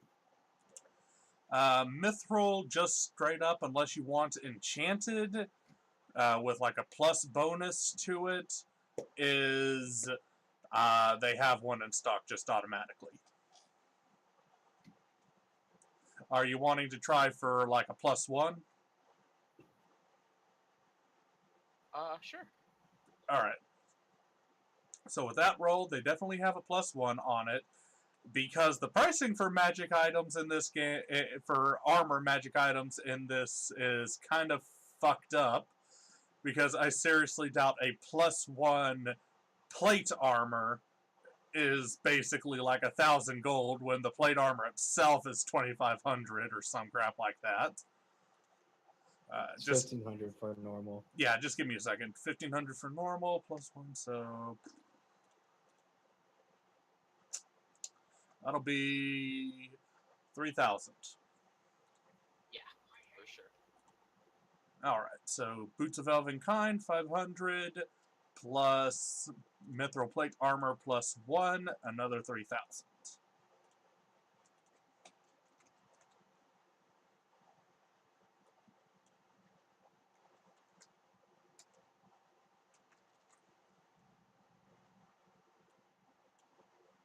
Yeah, it is really nice that Tempest Clerics get that heavy armor. Mm-hmm.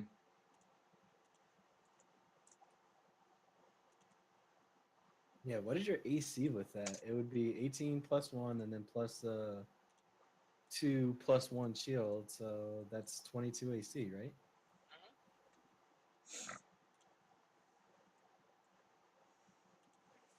All right, there you go.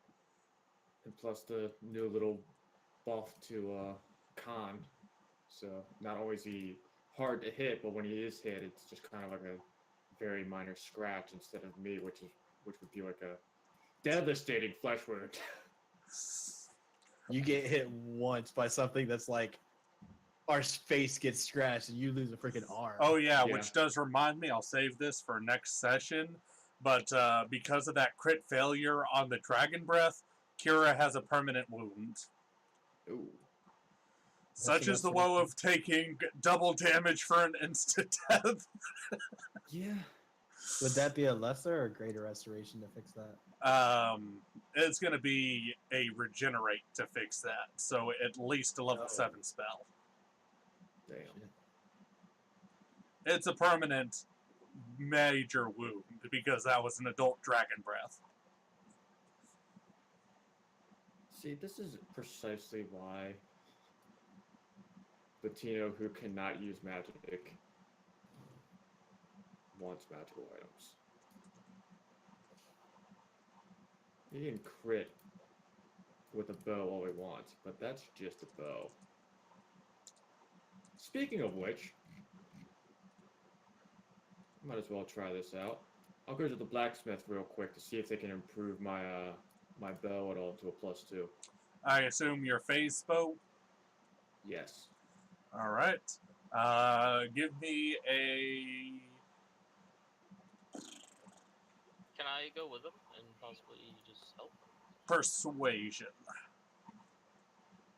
I would know to hold off your Pilgrim actually for this. I mean, sure, you can go and try to help. I'll say persuasion at advantage. Cool. No, I'll go there with you guys. I haven't done it in a long time. All right. See, this Give is me where a straight D100.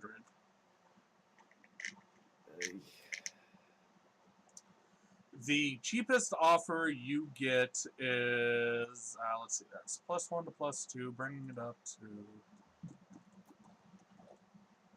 A second. That's it's not Alright, that so big of a that deal, would bring it up to that. but Cheapest. it would be helpful. All right, for my so kids. your cheapest offer is 5,000 to bring it to a +2.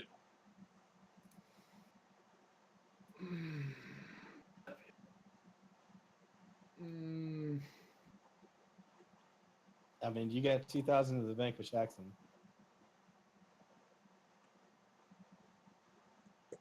No, I'm good. All right. What was the I got metal from the base that the sword was in? The base itself was like 500 pounds of platinum. Or not Yeah. It was very fucking heavy. Right, Yeah. but we had Hazadil who has Well, I the have in super my size. inventory, it just says metal from sword room 3 pounds. Oh, that metal you took from the crates. when you said base, I was thinking that you were talking about the base that the sword was in, as opposed to the metal that you have. It's basically like iron, steel, various kinds of metal used for smithing. Basically, with that metal, you can use that up instead of using up money to make your next like one weapon or armor. Is Teargrass in here?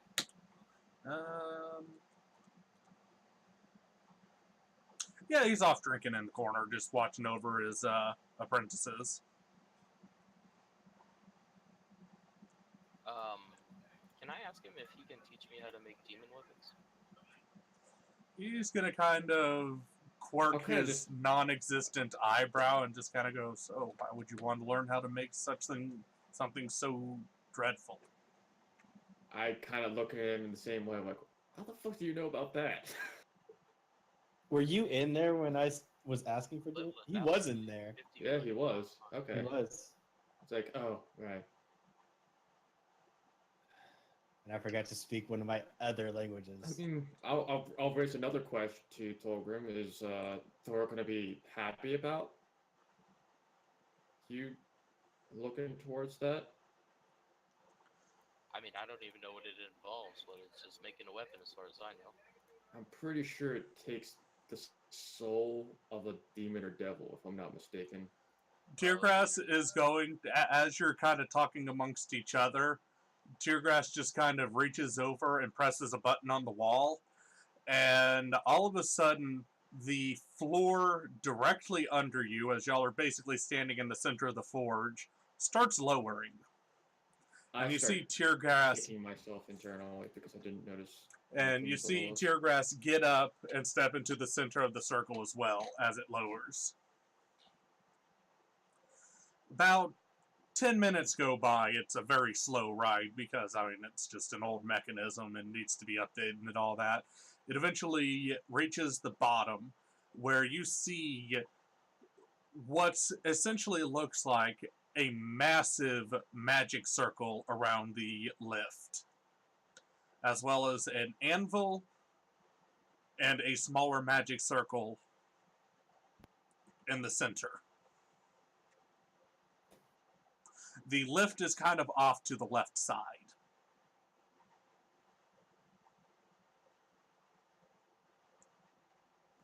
Well, this is a much nicer working condition. Teargrass will go in to explain, basically, in order to forge demon weapons, it's not a simple task. Not only do you need to be mentally and physically strong, but you also need to... Let me show you. He kind of turns and snaps his finger, and in the center where the magic circle is, somebody give me a D100 roll. 13. All right. I was about to, but I was just like, I'm rolling way too high. Where was this when I was asking for demon weapons? You're asking the wrong person. Night hag appears in the middle of that circle. It seems to be very pissed off, almost as though it was just ripped from its original plane of existence. I have my bow in hand at the moment. You see Teargrass just kind of saunter up to it and just barely poke its forehead. With that poking of its forehead, all of you give me a straight perception. You know what? Insight check. Oh, I was about to say. Yep, there we go. Yeah, hold on. Yeah. Okay, so Tolgrim and Botino, both of you... What? Yeah, it's not that hard to see. Okay. Tolgrim and Botino, both of you see glowing on Teargrass's arm as he makes contact with the forehead of the night hag what appears to be some symbols of some sort. Tolgrim, from your time spent in Asgard, you would recognize these symbols as the tattoos from the Way of the Long Death archetype of the monk. As Tyrgrass pokes the night hag on the forehead, she just collapses, just dead.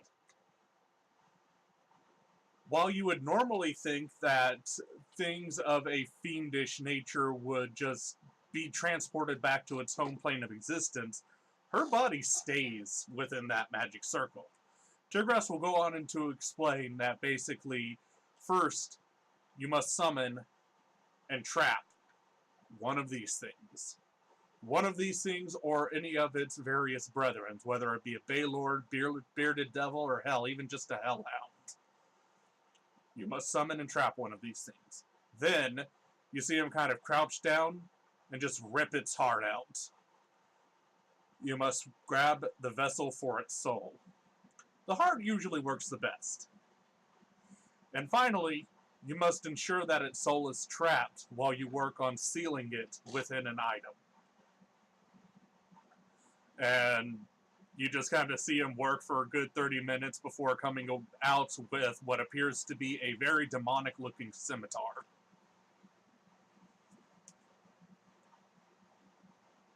All three of these require you to have very immense mental and physical resistances. How many of these weapons have you made, Tyrgrass? I prefer to not make them. They're too much of a hassle to make. Alright, I want to start doing the, like, Goku stretching, like sticking my legs out and going from side to side. He's like, alright, well, let's get another one of those in here. Boys, get ready. Are you out of your mind? Yes, he is, but Tyrgrass will make mention that the last time he was commissioned to make one of these, it was from a old friend of his that kind of had a very special reason as to why it needed to be made. was it a gold adult dragon that I saw in here last time? That's a newer friend. This is one of my... should I really call him a friend?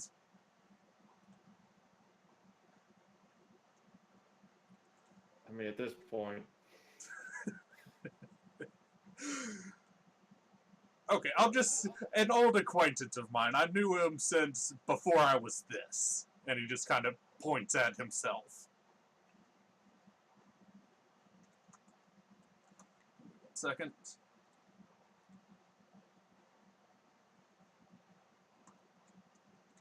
Trying to persuade him.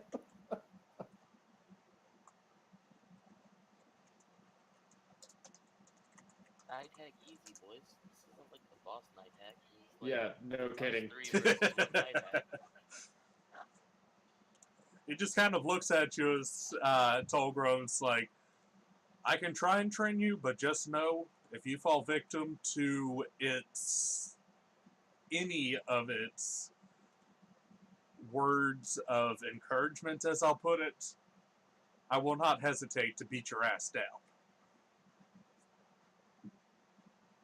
Okay, so just a heads up, Pilgrim, when I get to level 20, I will be able to do this at will to any demon that I trap in its own. Well, form. not at will. You'll be able to do it without having to make the appropriate wisdom and or the appropriate mental checks.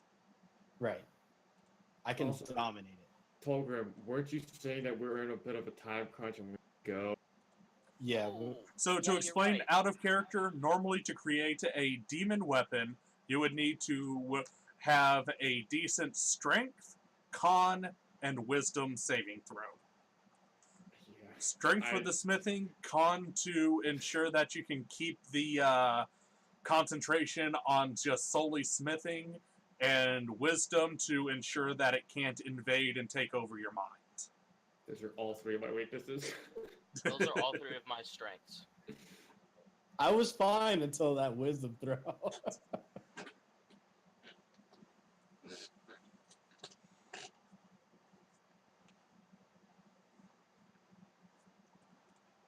Having a rough day. What whatever. We'll do this some. And for retrospective, Yeah, we know he's got stupid stats. Yeah. So long as he's not rolling in that one, he can dominate a Baylor. even if he does roll in that one, he's got Diamond Soul, so he could just re-roll that one. Yeah. Oh shit, that's right. Yep. Level 30 freaking monks. Proficiency with all saves. Yep. That's exactly why he's got such beastly saves. Yeah. But- Oh, so while we're here, if he happens to have any devil weapon, I mean, he's made The it only without playing devil at the weapon second that is currently in stock is the scimitar he just made. Give it some time, man. I'm doing some research on it myself. Probably find one that's even better than the one you're holding. If oh, the one that I want is the glaive, because that does infernal wounds. You okay, all so there's you all see that there is another blade kind of hanging on the wall, but before any of y'all even have a chance to inquire about that one, he says it's not for sale. how about some information on it? He'll be pissed at me anyways, might as well. And Jared Grass will... Is he your all famous All Slayer? Oh, no. You see the All Slayers on his hip, basically. Each person. Okay. Yeah, it basically never leaves his side. But the weapon that's on the wall is a glaive, and he explains that there is the soul of a archfiend in there. And basically, I can't remember the name of it off the top of my head, but basically it's that archfiend that Argo made a deal with way back when. Yeah.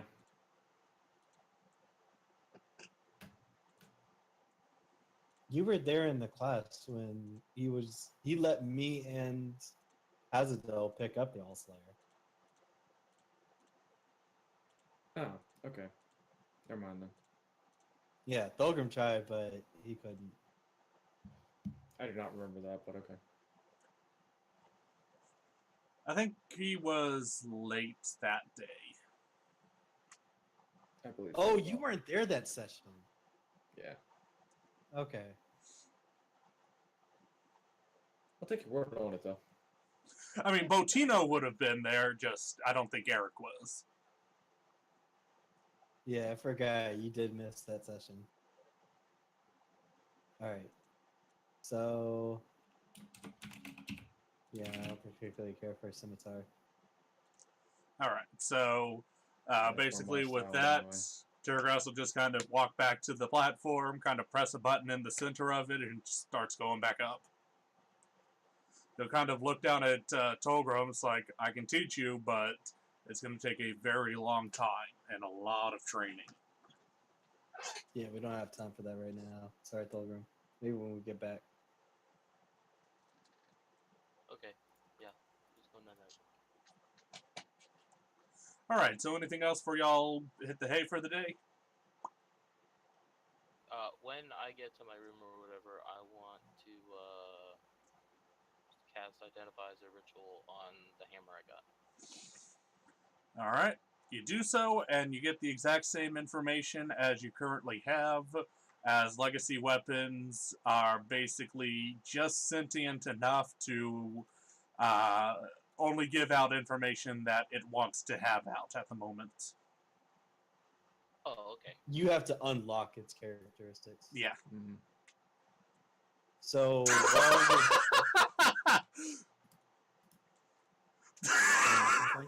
The sickest fucking guitar in all the realms. oh.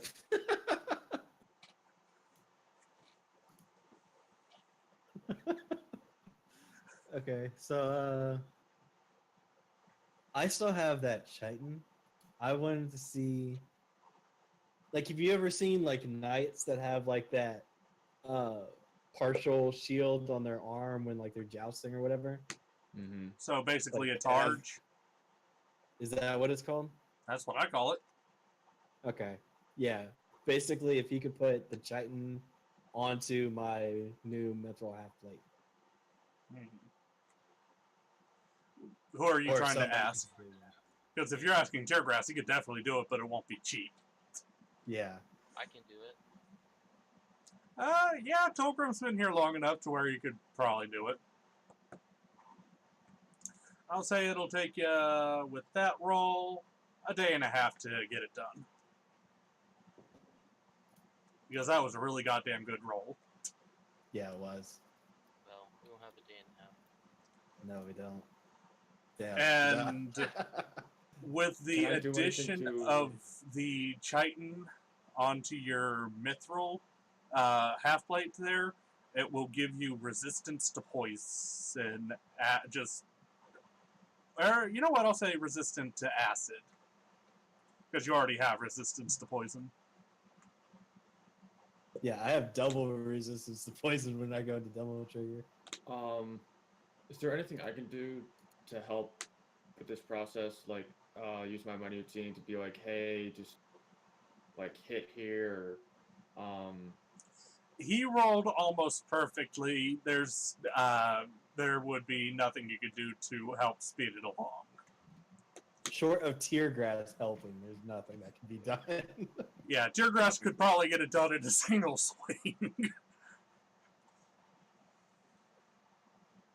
How much are they charging? Or This is Tolgrim, so it's however much he wants to charge. I mean, are we gonna do stuff, or is this whole session basically just get all your school shit out of the way? Because I'm still pretty drained from the doctor's appointment, I was going to keep it light. Basically, get y'all set up for the next session, get y'all back into the dungeon, and then call it there. okay. Okay, well let me go ahead then, and I also want to do something about my weapon. Like I just have a mundane warhammer, and I was wondering what kind of things I might be able. I thought you had a +1. Nope. Oh. I have a +1 shield. You can definitely make it into a +1 Warhammer, however, you'll have to outsource at the moment because you don't have the secrets to making it magical +1.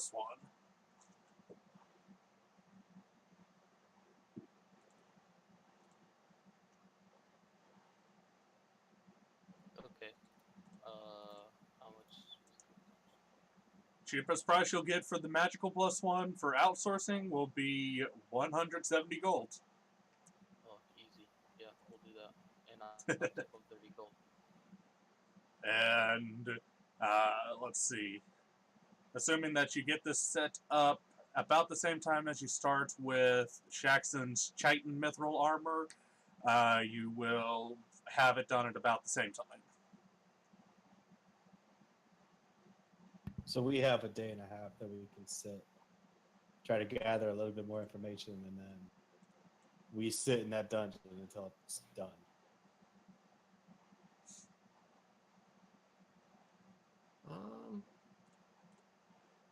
Minus leveling up, of course. I might have a few questions for, just basic questions for the headmaster, specifically for gaining items that might help Tolgrim improve some of our stuff. Like,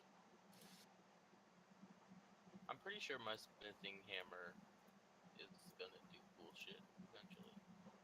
I mean, yeah, that would help, but having the materials, like, I'm thinking for me, like, if I killed a displacer beast and then got it tied or something, or for you, if we killed like a fire elemental or a air elemental and captured some of his essence, and then we were able to put it in your armor or your hammer, you know, stuff like that. I think we need to really start focusing on what these things that attack us can do for us. I too have been playing Monster Hunter Amigo. Speaking of the headmistress, Botino, you are summoned to the headmistress's office, along with Okay. Varlin. Along with Varlin. Okay. Mostly because he was the other one that asked about it.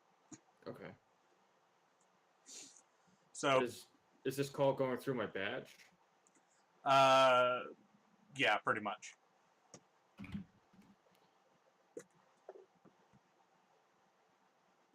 Okay. I kind of just look at the two of them and just be like, you two seem to be busy. I'll keep in touch. Yeah, I guess I gotta negotiate a price with Pilgrim. I'll do it for free. You sure? Yeah, we're friendos. We're buddies. Don't worry about it. All right. Okay, I remember the mark that Bettina saw that you saw him on Bettina. Damn it, dude! Shut up! So just hey, we're friends. Does not work for me. I mean, I'll do it for a mark from you. Yeah, that's exactly what I'm afraid of. Being like, yo, remember that chitin I put on your arm? Go kill that guy. What? Or go capture that bugbear so he can be a part of our team. You're my bitch now. Christ.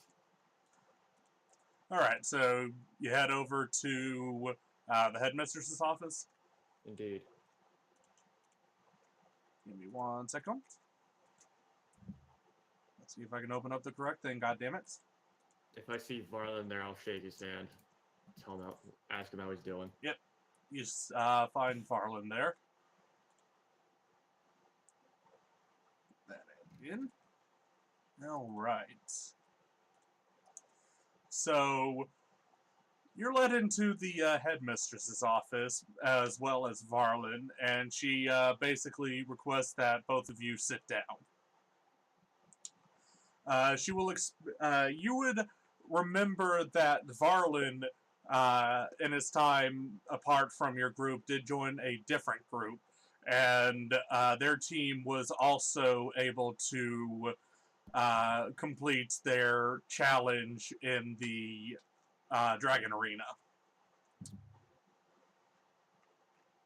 She kind of, the headmistress, Lady Halcyon, kind of looks over the both of you and just kind of goes, so, you both wish to know what, or more specifically, why I am here. As a reward for your impressive feats, I'll tell you exactly why.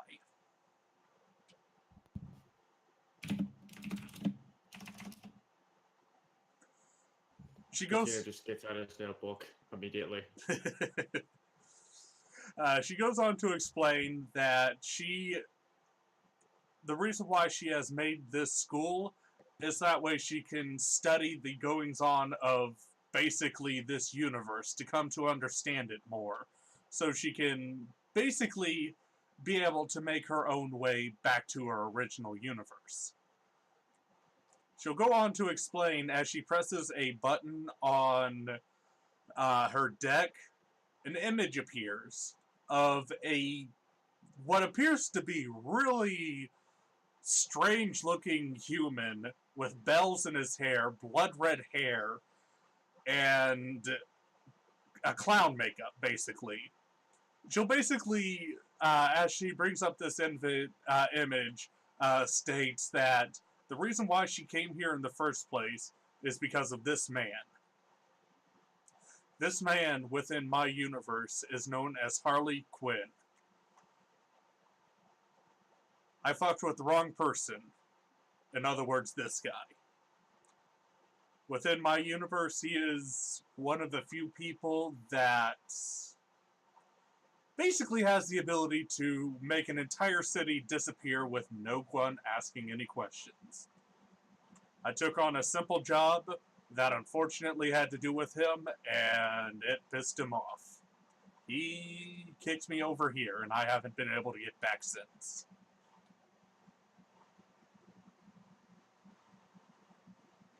For those who have played Shadowrun, Harlequin is basically one of the scariest motherfuckers you could ever encounter.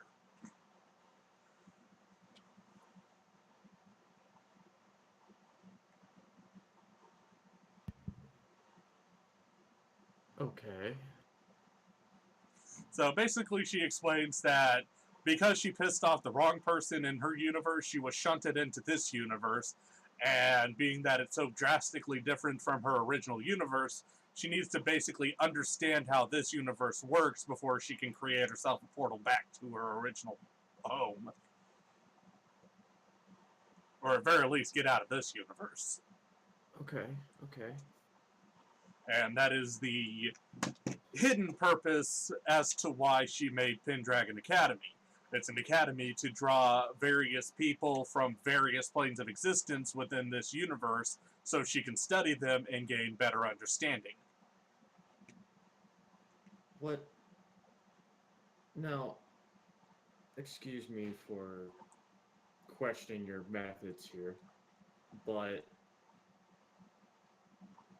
you're here for magical purposes, to understand this universe, how the weave of magic works in this universe, and how you can manipulate it to get back to your own universe. You see her What I kind of understand. shake her head a little bit and state very plainly, not magic, but science.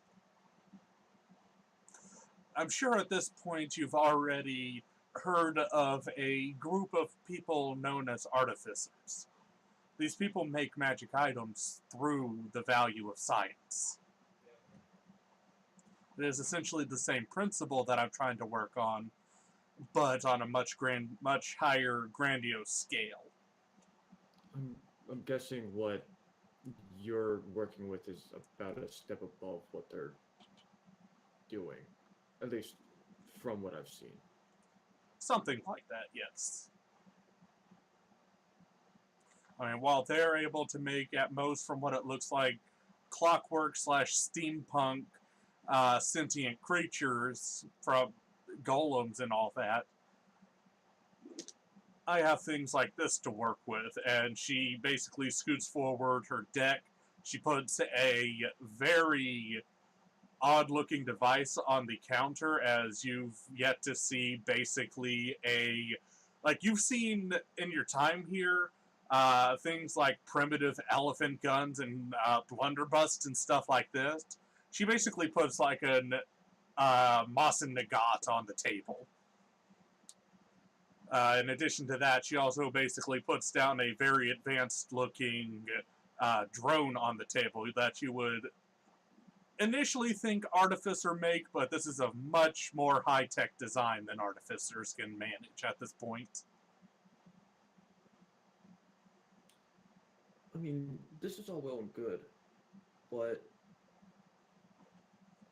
you're drawing in magical individuals. You're,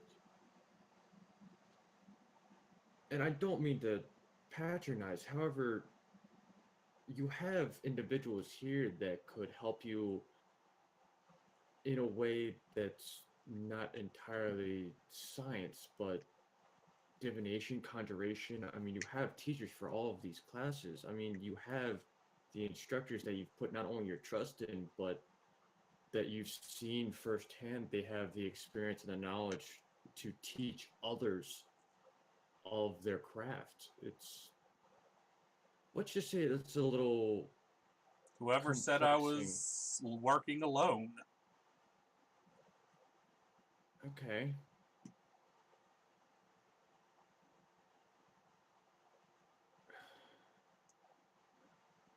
All right. So, what's the missing link here? What haven't you found? Within this universe, there seems to be a, for lack of a better term, hole. Something that's missing from this universe that should be here but isn't. Oh,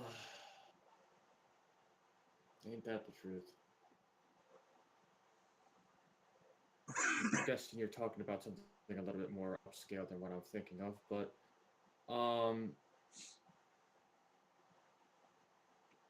is there anything we can do to help? Are there others that are of our rank that know about this? I mean, To be honest, you two, and she kind of points at both you and Varlin, basically doing the peace sign, pointing at both of you at once. To be honest, Mm-hmm. you two are the first to even ever ask as to why I'm here in the first place, or even inquire as to what this technology I've brought with me is. It unfortunately seems like most people within this universe aren't too terribly inquisitive. Maybe you're just looking in the wrong place because, believe me, from where I'm from, people ask questions that you would rather not want an answer. And unfortunately, I'm asking the same questions to the point of realizing that my own father is a lich. Well, that's probably not a good thing. No, it's not.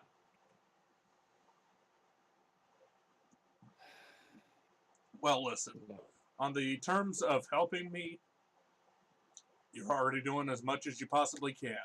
So long as you keep working towards bettering yourself, I can keep working towards studying all aspects of life so I can hopefully at some point figure out what's missing in this universe and fill that void so I can return.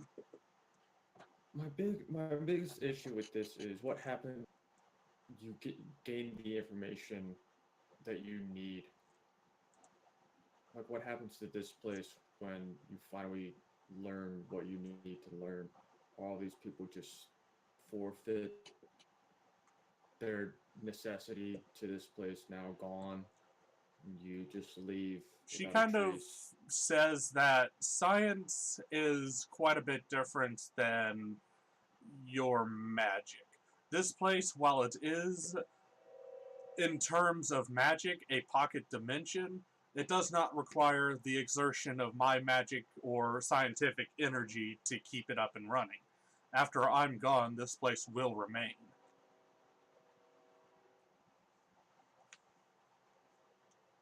Because, and she presses another button, and you see basically like a 3D map of Pendragon Academy, with the dungeon just directly under, going down what you would count as about 80 floors, and just below the 80th floor seems to be some sort of glowing stone.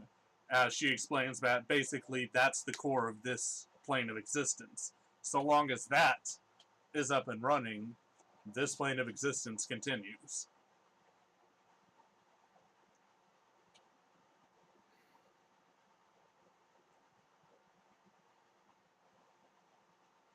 Okay.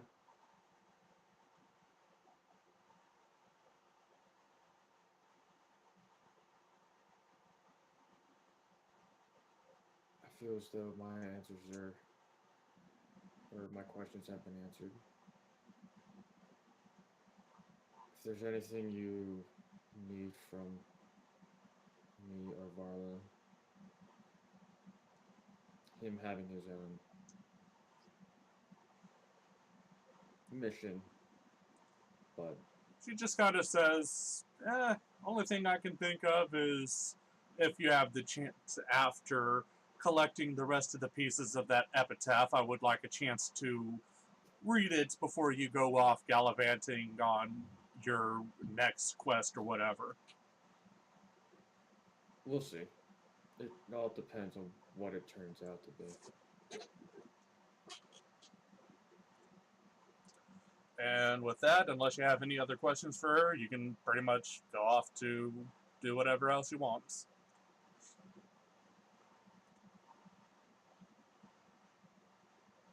Yeah, I will. I'll see how the two are doing. All right.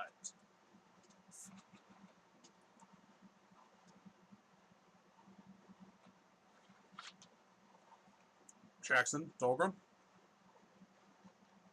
We're trying Uh, to discuss I our wanna. team. Okay, first of all, who was the store that we were just at? That's the same store we've been to, but we had access to different stuff, or This was the straight magic shop. Out of character, you're talking about the scroll shop. Oh, okay. Yeah, if you're talking Uh, about the lady that has the crush on Shaxson, that would be the scroll shop lady. I have no idea what they're talking about. Yeah, you're not here for this. The dwarvish bullshit is real. so who would I buy health potions from? General store or the magic shop. So not Scroll Girl. No, that's just strictly scrolls. Well, Shaxon, sucks for you, dude. Gotta think of something else. I Alright. want to talk to Zui, All right. and I want to ask him if anyone has looked into the efficiency of health potions when they are directly introduced to bloodstream versus ingested. He would tell you that somebody has looked into that, did extensive testing, and they did find out that the efficiency maxes out when you shove it up your keister. Are we seriously gonna add that to this game? No, I'm making a joke. Okay. Yeah. Okay. We don't need that. Well, I'm done. Now, the efficiency stays the same whether you inject it as like a heroin addict or just drink it. Or an IV.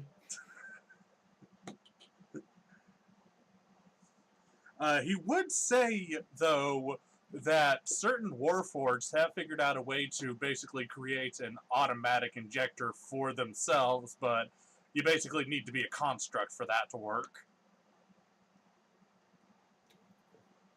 Okay, needs to Reincarnate. be construct. Okay, thanks. Thogrim's City gonna of Laughter. reincarnate as a warforged. That would be impossible considering warforged have no soul. Hmm. Um, Depends on what kind you're talking about. But In my game, warforged have no soul. okay. They are technically living constructs, but constructs nonetheless, so they don't have soul. gotcha. Good then. So I guess we would just go pick up whatever stuff we got finished from the blacksmith, my hammer and Titan armor, and then Now, that'll be the next day, so y'all take your last long rest. Shaxon. During your When we rest... did the D100 rolls before, was that supposed to be something way back when? yeah, it was for how your date went. No, there was one before that. the one You that rolled was the at the one that was at the festival, that was to see who was summoned to help with that poor person that got Okay. lanternized. Shaxon, Okay. during your rest, you get a vision of this woman just standing over you. Her voice sounds very familiar as she chuckles at just the sight of you laying there sleeping.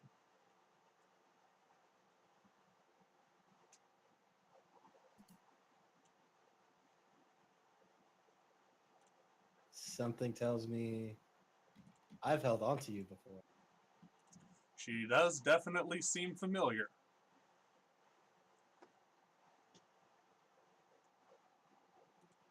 So is this going to be a thing now where you just watch me sleep? She says nothing as you snap awake. And it's morning. Just yell at your sword. Stop being weird. I just got this figured out with Patino, and then you had shit. The sad part is, I rolled to see which archfiend would be trapped within his sword, and he got like the worst possible one for the character concept he wants. It's gonna cause so many hilarities. Oh man. Did you do the ones even from the Total Beasts? They actually added a few good ones. No, this is a custom. I've added in a few extra archfiends and devils. Cool. Alright. All right. So since we have our own place now, I have like a stand with my like the normal half plate on it from all the battles that it suffered. Uh-huh. So as like time will go by, I will have more like gear set down. Okay. Basically, you're making your room into a personal armor. Gotcha. Something My like that. room will basically look like the room of the question from the DC universe. Basically, just like a whole bunch of maps and pictures with pinpoints and string going everywhere. Like, how does it Yeah, connect? that's exactly you how said the I'm room of picturing the- your room. When you said the room of the question, my immediate first thought is, oh great, you're turning into Edward Nygma. Basically the same character. But once I'm done setting everything up, having like one just very loose connected light swinging from the ceiling, I will craft a wooden spike and put the plaster head that I crafted for Hazardil on top of it. And just keep it outside my room at all times. All right. Togrum, you doing anything with your room? He had to leave real quick. Still talking to Dwarvish, so I had no idea what it was saying. Yeah, it says BRB. Okay. All right, so you wake up, about half a day goes by, and you pick up your chitin mithril armor, which go on and give yourself resistance to acid, as the chitin will give you that resistance. As well as Togrum picks up his mystically magical Warhammer +1.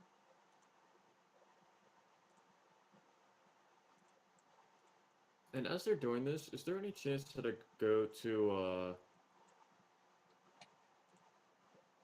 Mr. Dappa and see if he has any quote-unquote jobs for me? All right, so you head off to Woolbrush the Dapper, and let's see.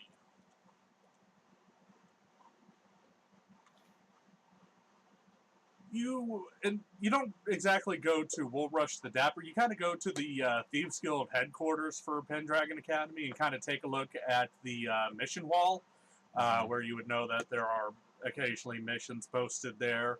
And you do see one that does kind of pique your interest. It is asking for the retrieval of a idol of a sea god. Specifically, the deity that... I forget its freaking name. Give me a second. The Pendragon? No. Okay. You're bringing that back. I will keep that a thing, damn it. Just give me a second. I've forgotten its name.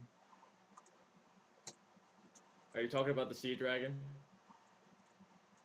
No. I'm pretty sure I have it in my notes.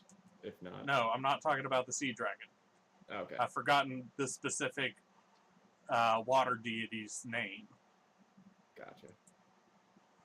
Azuriel. That's what it is. Or, no, not Azuriel. Ariel. That's what it is. I went dyslexic. So I need to take the idol of the Little Mermaid. That should be fine. Pretty much. And basically, the idol is rumored to be currently on the prime material plane. Oh, good.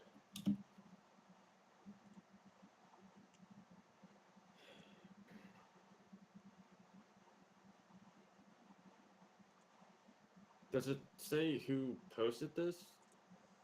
It says that it was a request made to the Thieves Guild from a...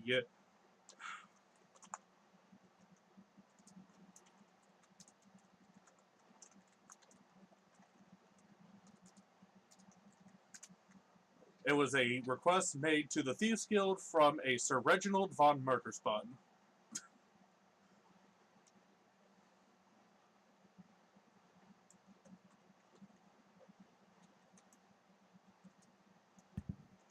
Okay. Also, if there's any postings that conflict with our current mission, I'll tear them off the just rip them to shreds. Which, by the way, because you spent because of that time spent as a spy in the Prime Material, you would recognize that name as one of the nobles in the Prime Material. Oh, good. As for any, I presume when you say contrary to our current mission, you're talking about basically missions pertaining to the Lantern? Yes. Alright, there are none currently up. Good. Okay.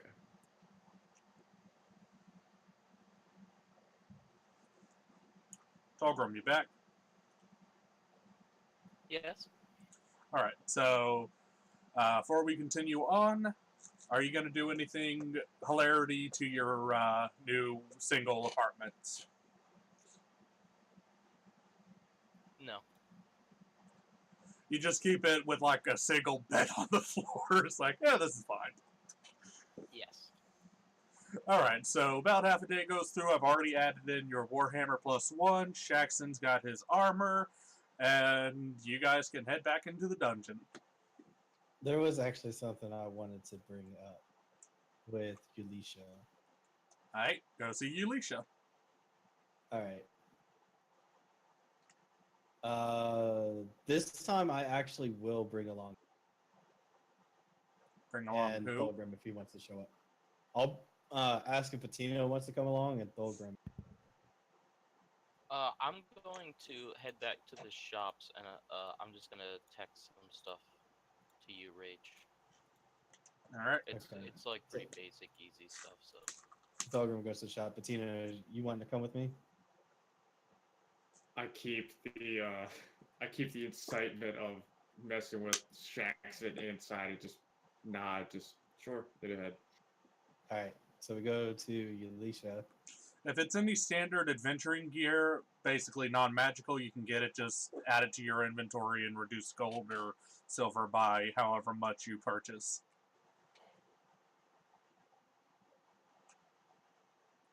Alright, so Shaxton, continue.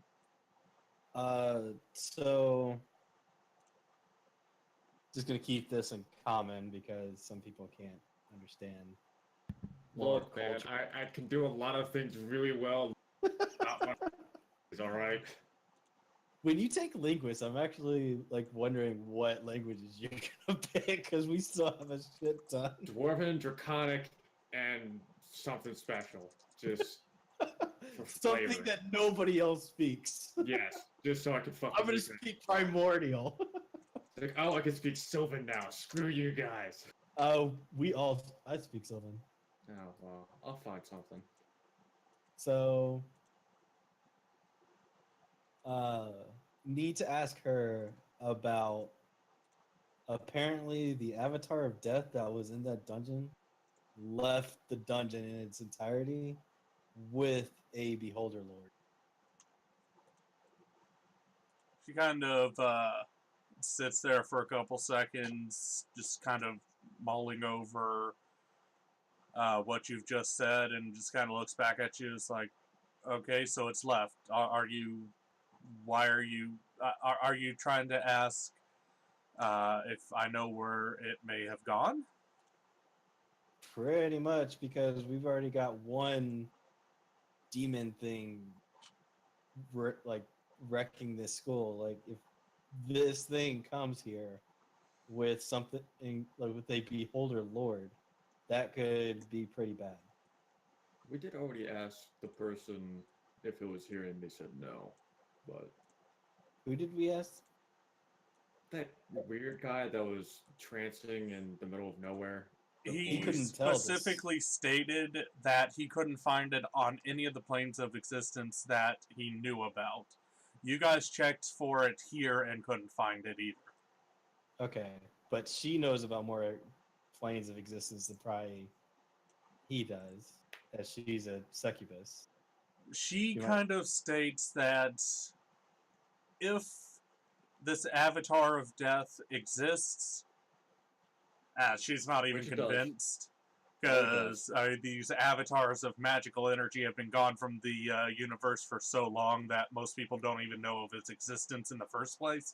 But she kind of states that if this avatar of death exists, then most likely it sequestered itself and this, beholder overlord in its own plane of existence. As for how to get there, I don't know. So there's an actual I rolled plane of a- existence. I rolled a 26, so that's about all the information she knows about it. So there is actually a plane of existence of necromancy. If it exists, if this avatar exists, then most likely. I can hazard a couple guesses as to how to get there, but I'm not going to try it. What would an all-powerful being of necromancy want with older? Who knows? I mean, what can you not do with that combination? I think is the better question. I mean, if my... give me... she's...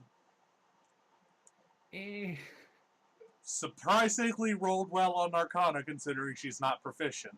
With what I know of Beholder Overlords, I'd imagine that most likely, if this avatar of necromancy does exist, it's probably planning on using this Beholder Overlord to gain complete control over 20 or so death tyrants and the thousands of zombies in which they can create.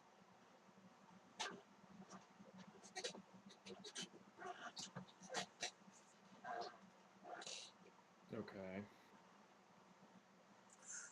Purpose for this, I don't know, but considering necromancy is typically evil, I'd assume something along the lines of taking over the universe. I don't know. Are there other avatars? Yeah. She kind of shrugs, because like I said, Elisha's not even sure if the avatar of necromancy exists. At least from my research, I've come across that there's an avatar for each school of magic, from at least what I understand. I mean, I don't know if you know anything about this, Elisha, but I mean, with the avatar of necromancy, The person that you'd want to talk to about these avatars, if they do exist, would probably be Finri. Oh, cool. We got to go from...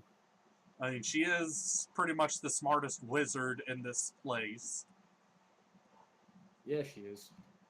We got to go from one person that Bettina wants to hook up with to another. Look, I don't need your judgments, all right? Jackson doesn't understand. It's just me. I know. Yeah. I'm not going to be that much of an asshole. I'll say that for next time.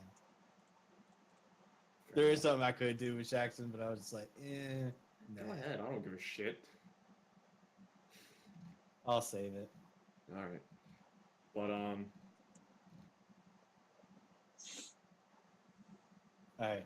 I kind of So just gave Elisha a little bow and then walked my way towards Fenry. in Abyssal, I'm going to tell her, sometimes he asks us to like stay Cut the an extra shit. couple days. Sometimes. I'll just I like point think back it's at you. because he's waiting for that offer for you to see him at night. I don't know why or for what.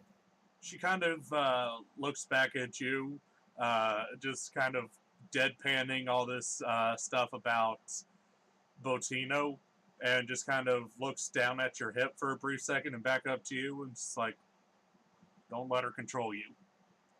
As she turns back to what she was doing. Okay, yeah, that was the other thing that I was going to bring up. What the heck was that? And will she always be watching me? That's kind of creepy. She'll go to explain that, or re-explain, because this is information you already know, that each devil weapon has a soul of some sort of fiend or devil trapped within it.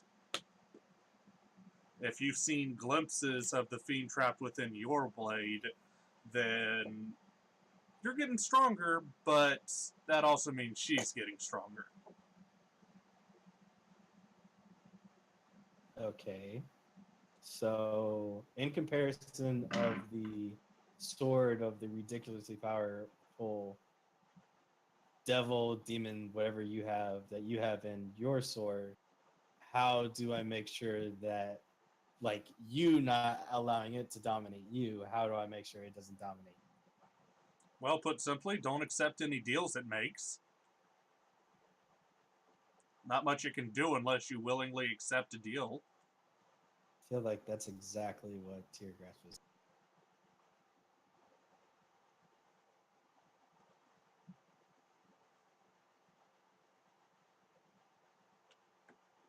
All right. That's all my questions. And I go catch up with Patino before you go to Fenry. All right. You head off to Finry. Botino, you get there a little bit before Shaxton. Tolgrim, what you doing? He just went, I'll go work for the rest of the day. All right, you go work for the rest of the day. Just give me a D100. Get that money. You make about 45 gold. I All right, so Botino and Shaxton. You get to the medical wing, and Finry is not there. They tell you that she is currently in the middle of teaching the illusion class at the moment. If you just wait a little bit, she'll be out, and you can have your conversation. Or you can just bust in and ruin the class. Up to you. It don't matter. don't think that's a good idea. How wait. badly do you want to make an impression on her, Patino? Hey, I mean- know that you're doing a class now and all, but let's tango. I mean, sneaking in on a Clash of Illusion is hilariously ironic. But yeah, I'm not going to try to mess with her. Out of the few people that are here, she's one of the ones that actually scared the shit out of me. All right, so a little while passes. I'd say about hour or so for the class to finally come to its end, and eventually Finry does meet up with you guys. So, what can I help you two with? Hey, well, few things. Would you like to go out on a date? Sorry, I'm not into dragons.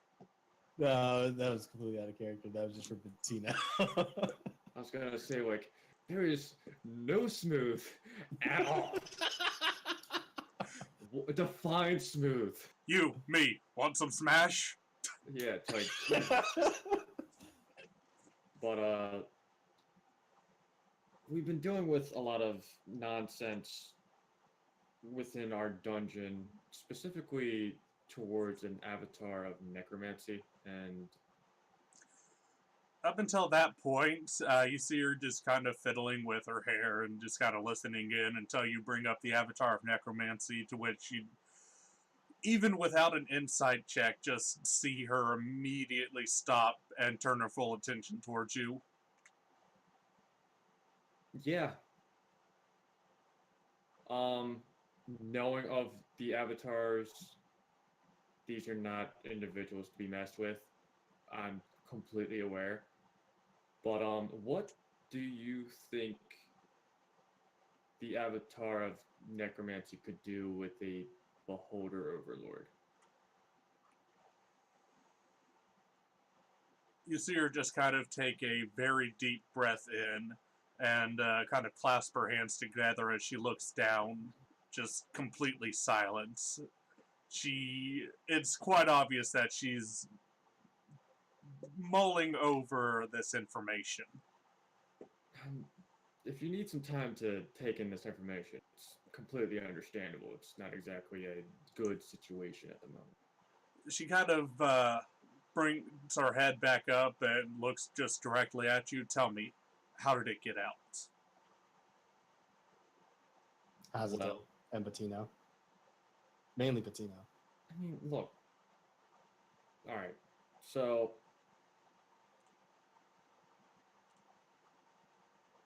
the Obsidian Emissary attacked one of the cities that we were staying in and helping while we were on one of these missions. This city, as small as it was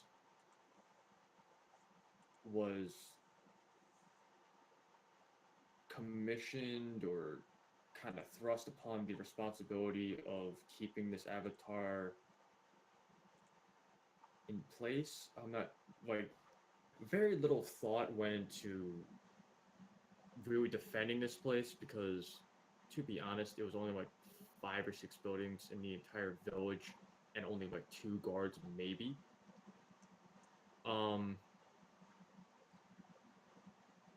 The embassy or the Ebony Emissary. Obsidian Kingdom. Yeah, thank you. Christ. Obsidian Kingdom kind of just The Topaz tore douchebags. tore through the entire city and unleashed this thing. While we were trying to do a mission for the mayor, I kind of look up at Jackson. Like, what was he? King, mayor? Sure. Yeah, he wasn't Lord very of his area. sure. I mean, even that's a stretch, but he was probably like lord of that room at best. But yeah, some regal asshole. As you're describing what's happened, you can kind of see Findry fiddling around in her bag, and she pulls out a few trinkets. As you end your story as to how it got out, and I presume add on the extra information of finding out that it most likely took the Beholder Overlord from the base of the mines and took it to God knows where. Yep. So as you finish up your story, you see her kind of spread out a piece of what appears to be blank parchment on a table. She stabs a obsidian crystal directly in the middle of the parchment and starts uttering some magic words. Is this like a scry spell or? You have never heard of this spell before. Even if you were a spellcaster rolling a nat 20 on Arcana, you would have never heard of this spell before. Interesting. Okay. In fact, not Tolgrim, Botino and Shaxon, give me a history check.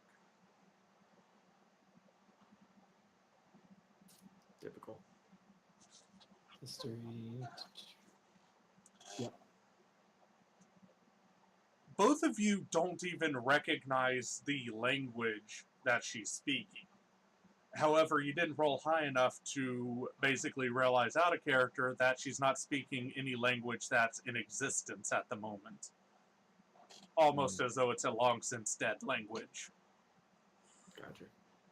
Wait, is it the same language that Patino had to scribe from the... You know what? I will give you advantage on that one, Botino, because I did forget about the Epitaph of the Endless. Yeah. I mean, even still, I haven't heard it spoken. You would just... I'll explain it if you roll high enough.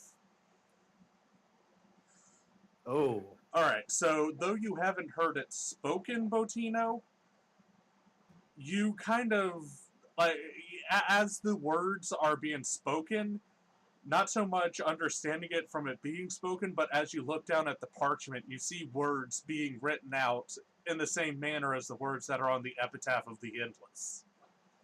Okay. Her incantation ends, and the parchment goes completely up in flames.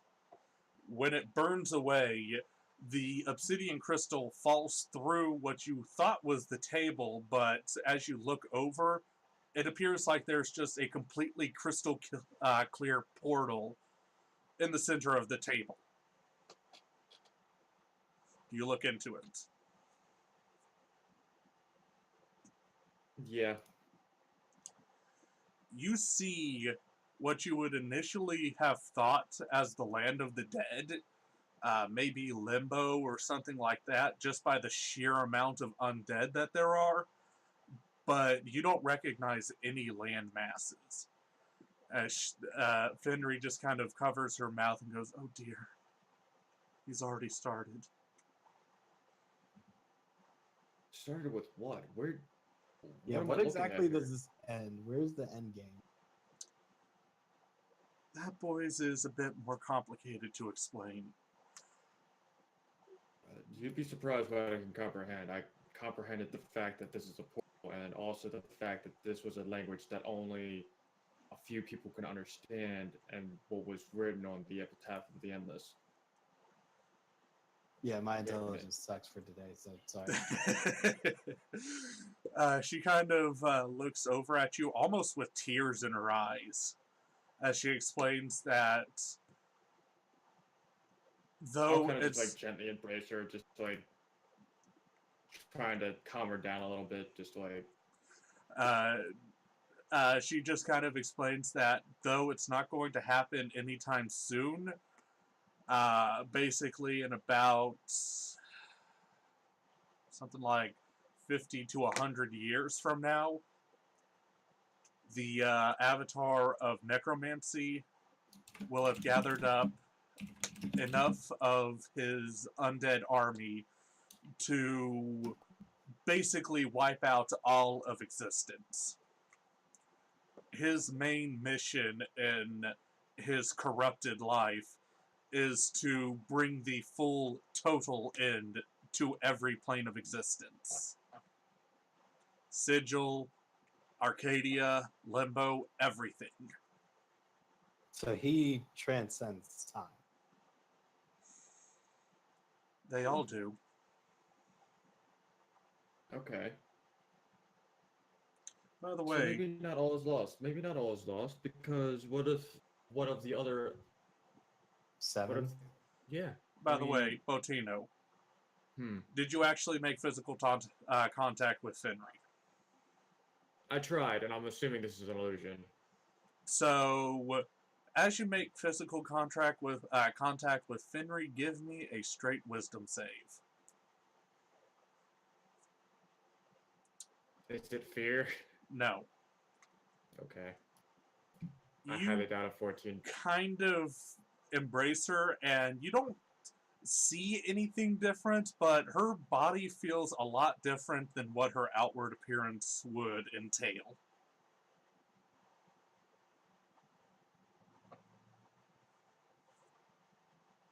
Is she tall? Like, that's disappointing.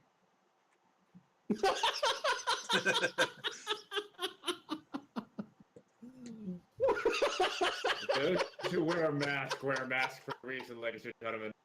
Let I that be will a say lesson. she does not feel taller, just like everything about her real physical body feels completely different than what her outward appearance would entail. I mean, does she feel thinner, stockier? Just give me a second. So is this like a feeling of like the Red Woman from Game of Thrones, where like with the necklace she looks okay, and then once she takes it off, it's like, oh my god, Stannis had sex with that?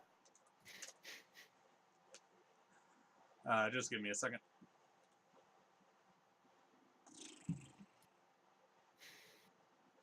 Because of course Google would completely fuck this up.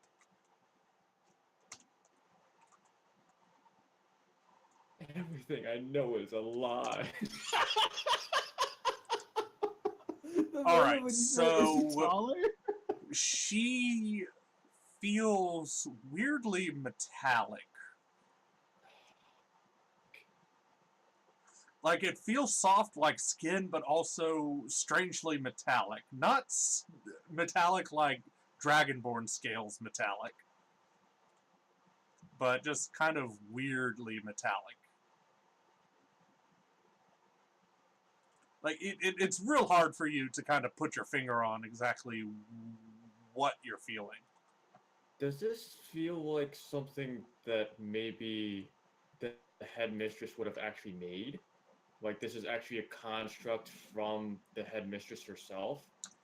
It feels absolutely. I will say this: it feels like no metal you've ever come in contact with. Not even adamantine.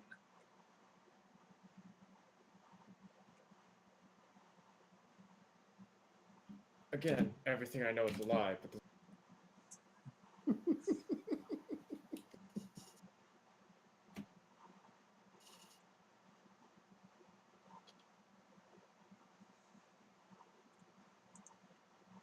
All right, so Botino, you definitely realize that there is some sort of illusionary spell going on with Finri, but you are not wise enough to see through it. So, question. Typically, how illusion magic works. So, if Patino is feeling something different, am I seeing his hands go like in or out, like to where the actual body is? Because of what's specifically going on with this particular character, you do not. Okay. It looks like Her everything's being- normal to you. yeah. Yeah. Just waiting to roll my nat one for the day. Just That being everything looks said, no- Shaxon, if you wish, you could make a wisdom save as well. Though I know you are absolutely fucking terrible at it. yeah. Here comes my nat 20, guys. Come on, man. Oh, Oh. I actually wanted you to get that one. you don't see through it. You needed at least an 18. Oh, God damn it. Where's my boning points? can I give him assistance? You cannot. Guidance. No. You could guidance, but you're not there, Tolgrim. Oh, Yeah, God damn it. Thinking that, I was like, I'm not fucking there. Where's that bless? We're coming back. Alright, so after Finri calms down a little bit, she'll just kind of state that in order for this Also- march of death to stop, there are going to need to be some preparations that she needs to take, that she needs to start on right away. Also, no indication on my face whether or not I'm confused or concerned, other than the fact that I'm looking at Fenry kind of just like, I'm sorry. And at best, I guess the way that I can explain it is it feels kind of like Mercury in that sense. That's what you kind of feel. That's weird. Okay. But I don't think Mercury exists in D&D world. Anyways. It's a good, yeah, it's a good descriptor for someone outside of this, so. Okay.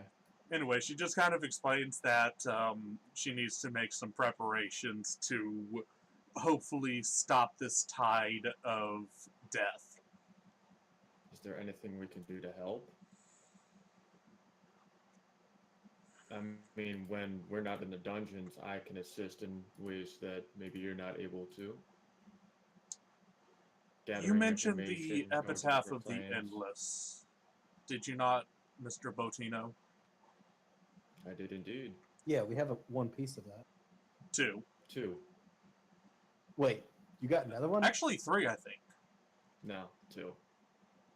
Yeah, Patino's never told me that you got two. She requests to see it as she pulls out 2 feathers.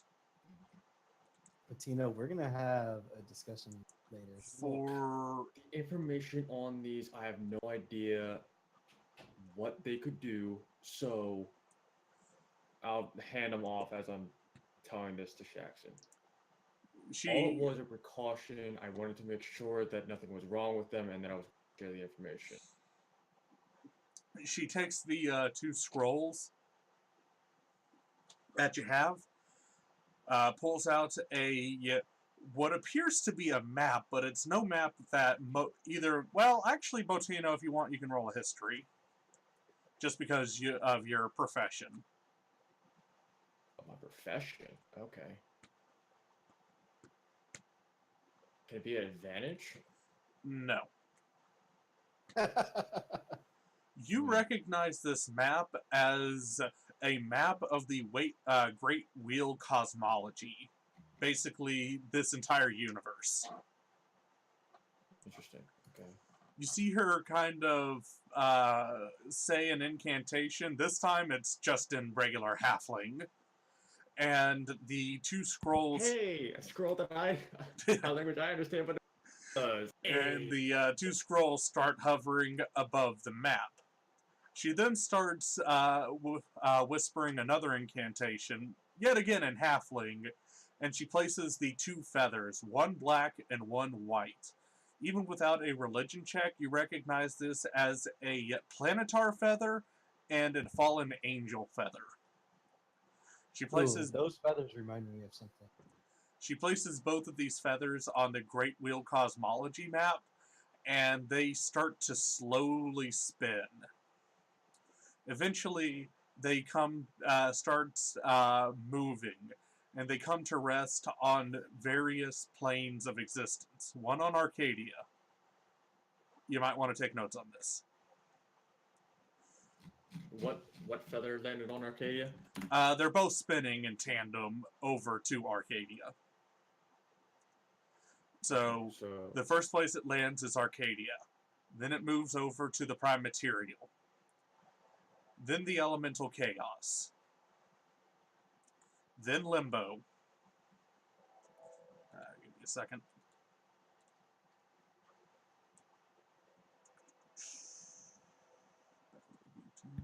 Chaos being the abyss? I said Limbo. Oh no, Elemental Chaos. The Elemental Chaos plane. Chaos. Okay. Give me a second. It'll tell me I've deleted it. Eternity. Oh, there it is. Alright, so let's see. You've gotten that one. Yeah. So you've gotten 2. So let's see. That was 4 so far, right? Arcadia, Prime Material, Elemental. Yes, Arcadia, Prime Material, Elemental Chaos.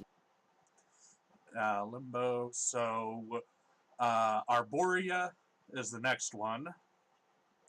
Let's see. Arborea. The Abyss. The 9 Circles of Hell.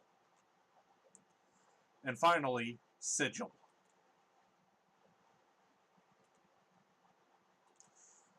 So no bees lands. Interesting. Once it lands on Sigil, the feathers fall flat, and the scrolls float downwards. You see Fenry having, basically throughout the duration of the spell, basically taking notes on where they land, and she'll state that basically these are the locations that the rest of these fragments can be found. Where exactly in them is not known yet. I must travel to these various planes in order to find them.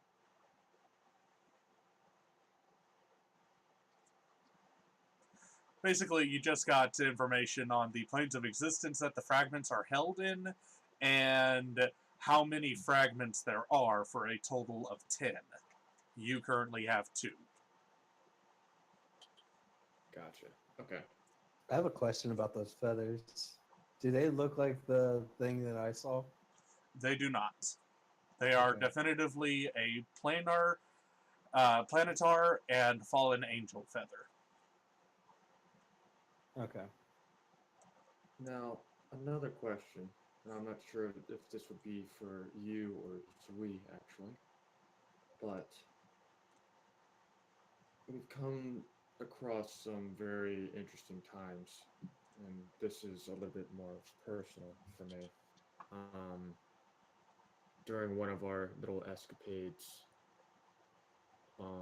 we were all exposed to our pasts, or what forged us to the people that we are today.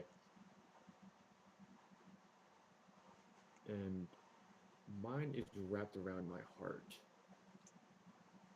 Literally and figuratively. Well, if you're looking for grief counseling, I No. I'm trying to see or get answers. Just what is this? in that case, you'd probably be best to talk to Master Zui.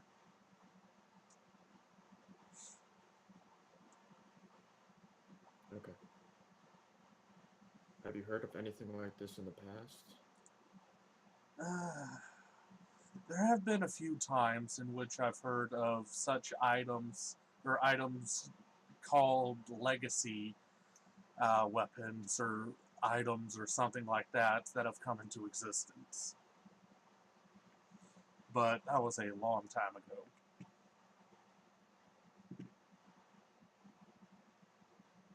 Do you have anything, Jackson? Yeah. Um.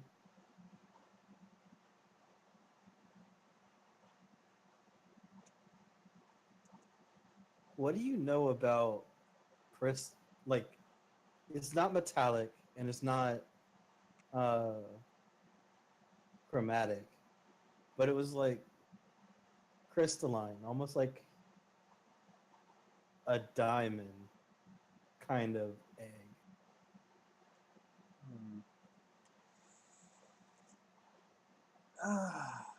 Give me a second.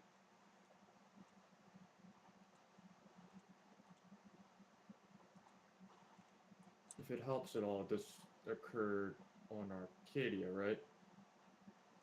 No. Prime material. Hmm. That whole section with Shaxon's thing was the war that happened between two tribes trying to gain monopoly over the last remaining portal to the plane of existence that Shaxon's tribe is in. Okay.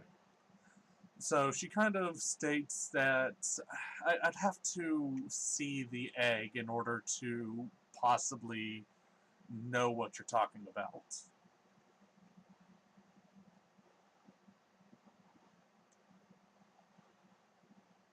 If I concentrate on it, would you be able to see it in my head? Let me double check something real quick. Like, I'm against her freaking going inside my mind. Yeah, just give me a second. Normal, the appearance of the egg, not so much. The other thing that I saw, I kind of pieced those two together. She kind of sighs and states that unfortunately things such as detect thoughts are divination and outside my school of magic. Sweet.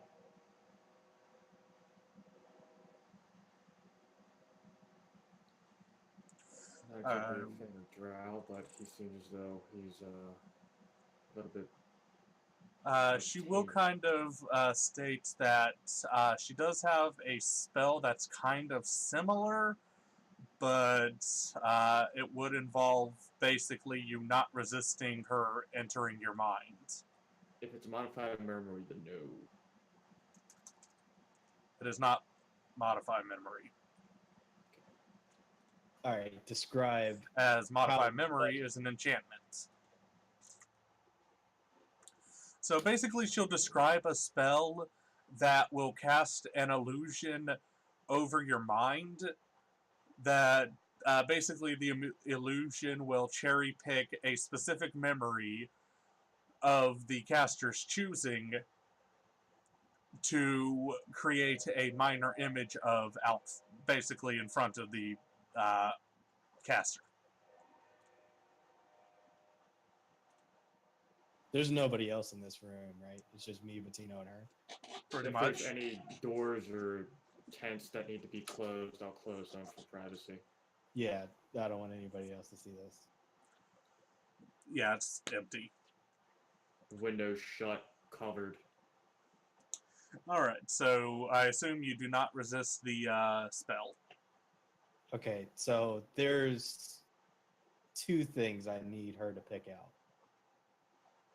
Would she be able to pick out both of them, or would it require the spell? You would be have cast to twice? describe the specific memories. Okay, so Otherwise, it just picks a memory at random. all right. So the first memory, we were in some area of dreams in the dungeon that we're going through. The void. Yeah, and one of the things that like we all saw was something that was related to something that happened before I was born. And it was of this egg. It was during the war between the original tribe I was supposed to be born into and the one that took me. All right, so you describe the memory. She casts the spell. Again, I presume you're not resisting. No resist. And an image of the egg appears in front of you. She kind of goes, "Oh, I see why I couldn't You're describing when you called it diamond. When you say diamond, I would have automatically thought gem dragons. This is something else entirely. This Is is it more celestial? celestial, but not celestial. This is an egg of a exceedingly rare dragon type, the time dragon. Sweet. What's a time dragon?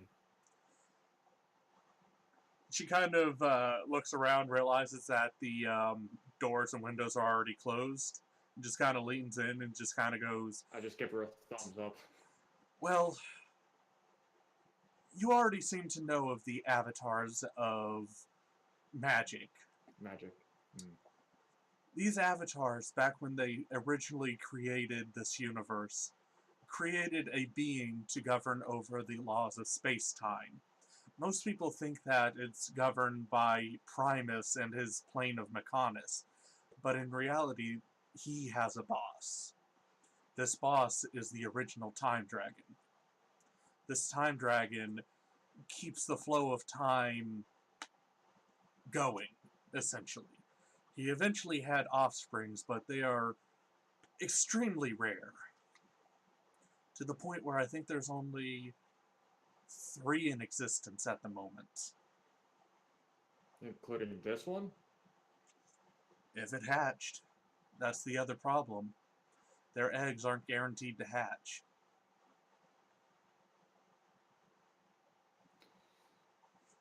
Now, I don't mean to be rude, but this motherfucker. Oh, you don't mean to be. Okay.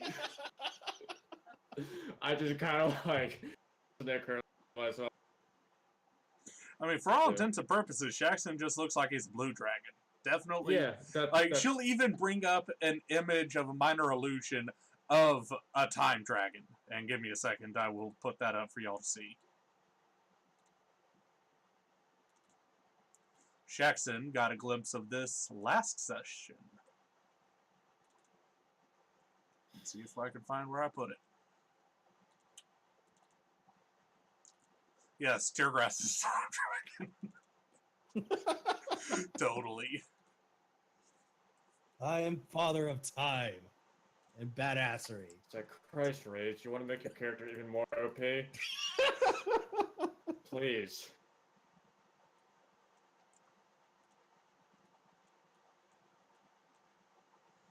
All right.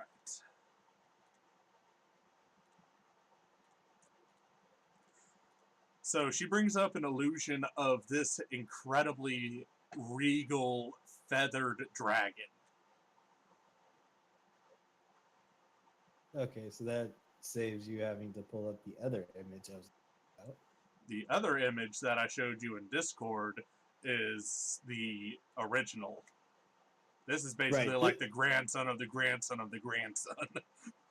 Right. This is what I was going to ask her to bring up next because I did see this one. I was going to be like, I saw this. And from what I gather, based on Bettino, this is something that I know, have seen something. Or I don't it's know. related to you. Which, if you know anything about how, I mean, this doesn't look chromatic or metallic. This looks like a class all of its own. I mean, not saying you're weird, Jackson. Yeah, you better not be. She'll Because explain that basically, if you went to the location that I think you did, one, you got off extremely lucky that you didn't meet the twins, but more importantly, you must have met this dragon at some point in your life, even if you don't remember it. Twins? I thought everybody knew of the twin dragons that guard over the void. No, that might have been what took that elf dude's arm. Good thing we didn't go that far. Yeah, She'll- we just got through the door and then just walked right back out. So She'll kind of tell you that if you ever do go back to the void, avoid as much as you possibly can the twin ancient dragons, Jeskel and Piper Newford.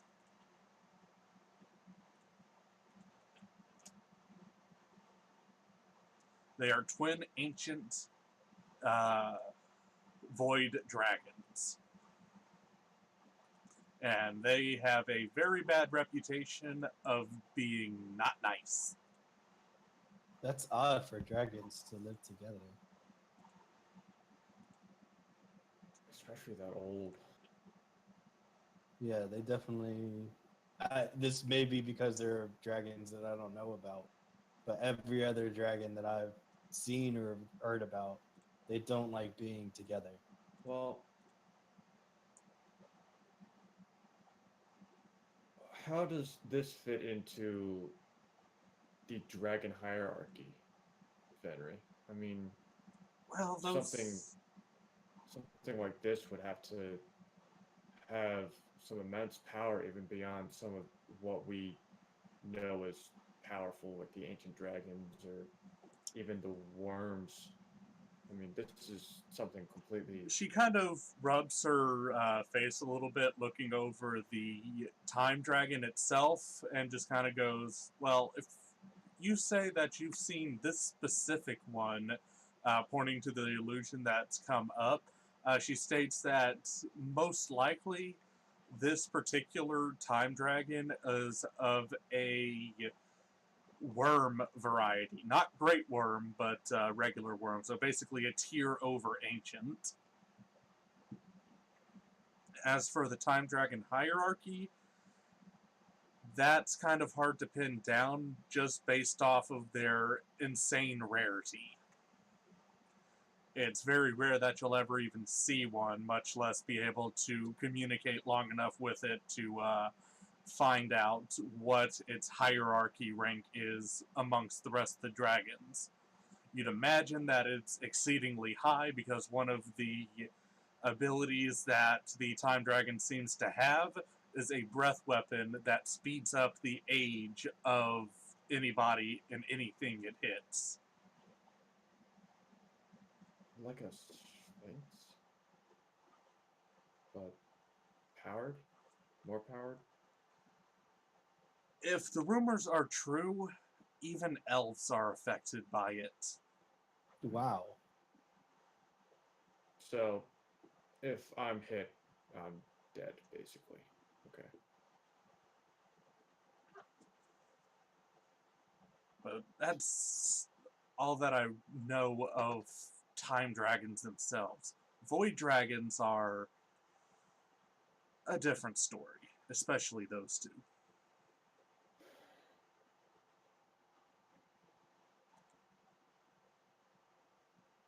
Okay, so specifically, why did I see this and an egg? She just kind of reiterates that basically at some point in your life you must have come in contact with that egg and this time dragon. Okay, but I was not born when that egg was taken. Give me a second. Then maybe that's you. I don't look like that. Pointing at the picture of the huge freaking worm dragon. I mean, who's to say that they don't have a color? I mean, these things are insane.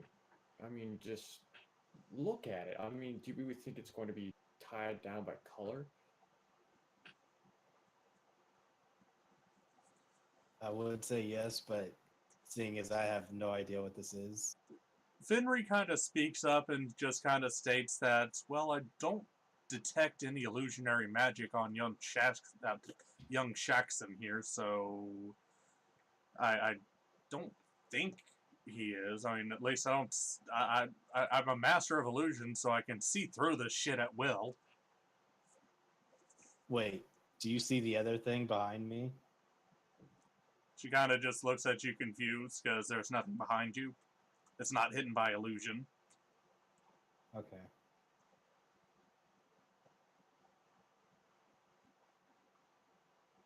I kind of just look up at Jackson like, what the hell are you talking about? Look, Are you talking about the sword? there was some weird shit that went down this. Okay, we don't call each other weird, all right? We have. We're both shit. weird, okay? We're both fucking weird. We shall come up with a new name for you two, and it shall be Nerdfurter. No. So apparently the sword has some kind of a form that I can see now.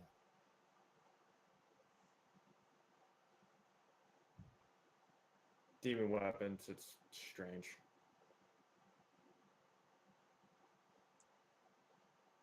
We got some information out of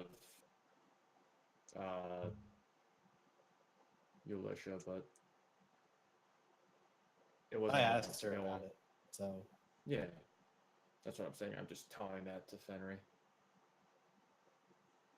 you don't know that I asked. I said that stuff in Abyssal. I mean, we talked about the sword. I think, didn't we? I don't know. Fuck it. I was speaking in Abyssal about it. Okay. So, We talked to you, Elisha. Maybe we should go back. so at this point, Finry will just kind of go, unless you've got anything else, I really need to get started on these preparations. He needs to not be allowed to continue with his path. Yeah, I agree. Is there anything that we would be able to do in our current area to figure out anything more? Unfortunately, no, unless you feel like going to the other planes of existence yourself. Like Let's the one that take we're this working one on step is- at a time. Yeah. We're trying to protect this place first, and then once we secure this place, we'll worry about the others. There will be Unfortunately. one mission that I will request of you when the time comes. And that would be to retrieve the piece that's in Sigil itself, as that is a place I cannot tread. Why can't you go to Sigil? All things will be revealed in due time. Botino Piss off the lady and painter? Shaxson, give a history check if you... you know what? Shaxson wouldn't really know about Sigil, so only Botino. History? History. Oh, that was Roll almost up a to 20. You know that there are certain races, basically certain qualifications that a person can have that will basically keep them banned from ever entering Sigil. You would surmise that Finry most likely has one of those qualifications. For what I know, I need all of them.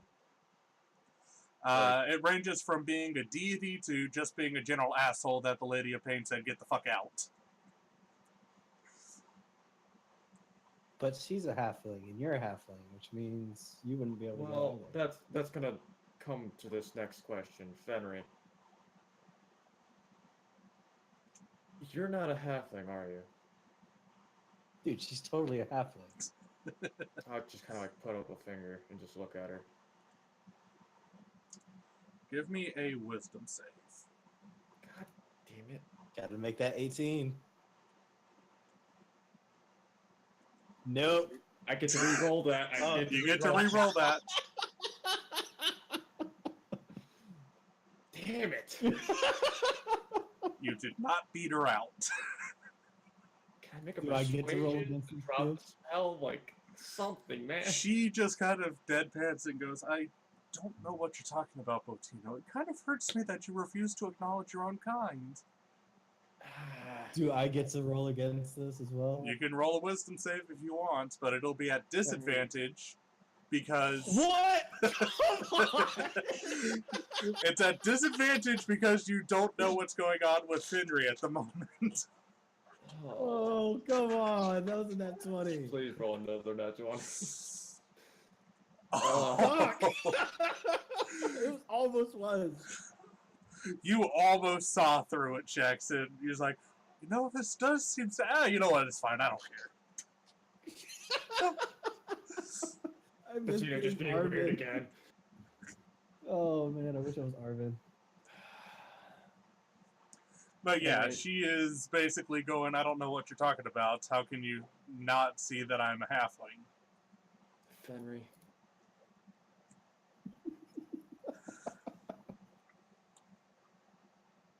Come on, Bettino, before you start calling her a pond dragon. Secrets are meant to be broken and known. Masks are meant to be taken off. And I'm a person who can gather information very well. I feel like that's a threat to somebody who gave us information. Let's go before we lose that favor.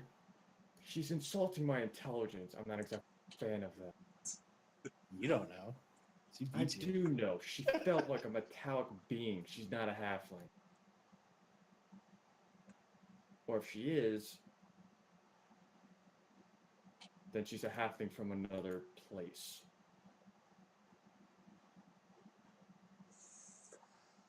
I tell you what, Master Botino, and I guess Jackson. Oh, gee, thanks. Exclude the Dragonborn. If you are willing Not like I to risked myself to accept... keep you alive. If you are willing to accept my mission when the time comes to retrieve the final piece from Sigil, then I will let you in on exactly what's going on. Please. No deceptions, no persuasions. You will find out everything when the time comes.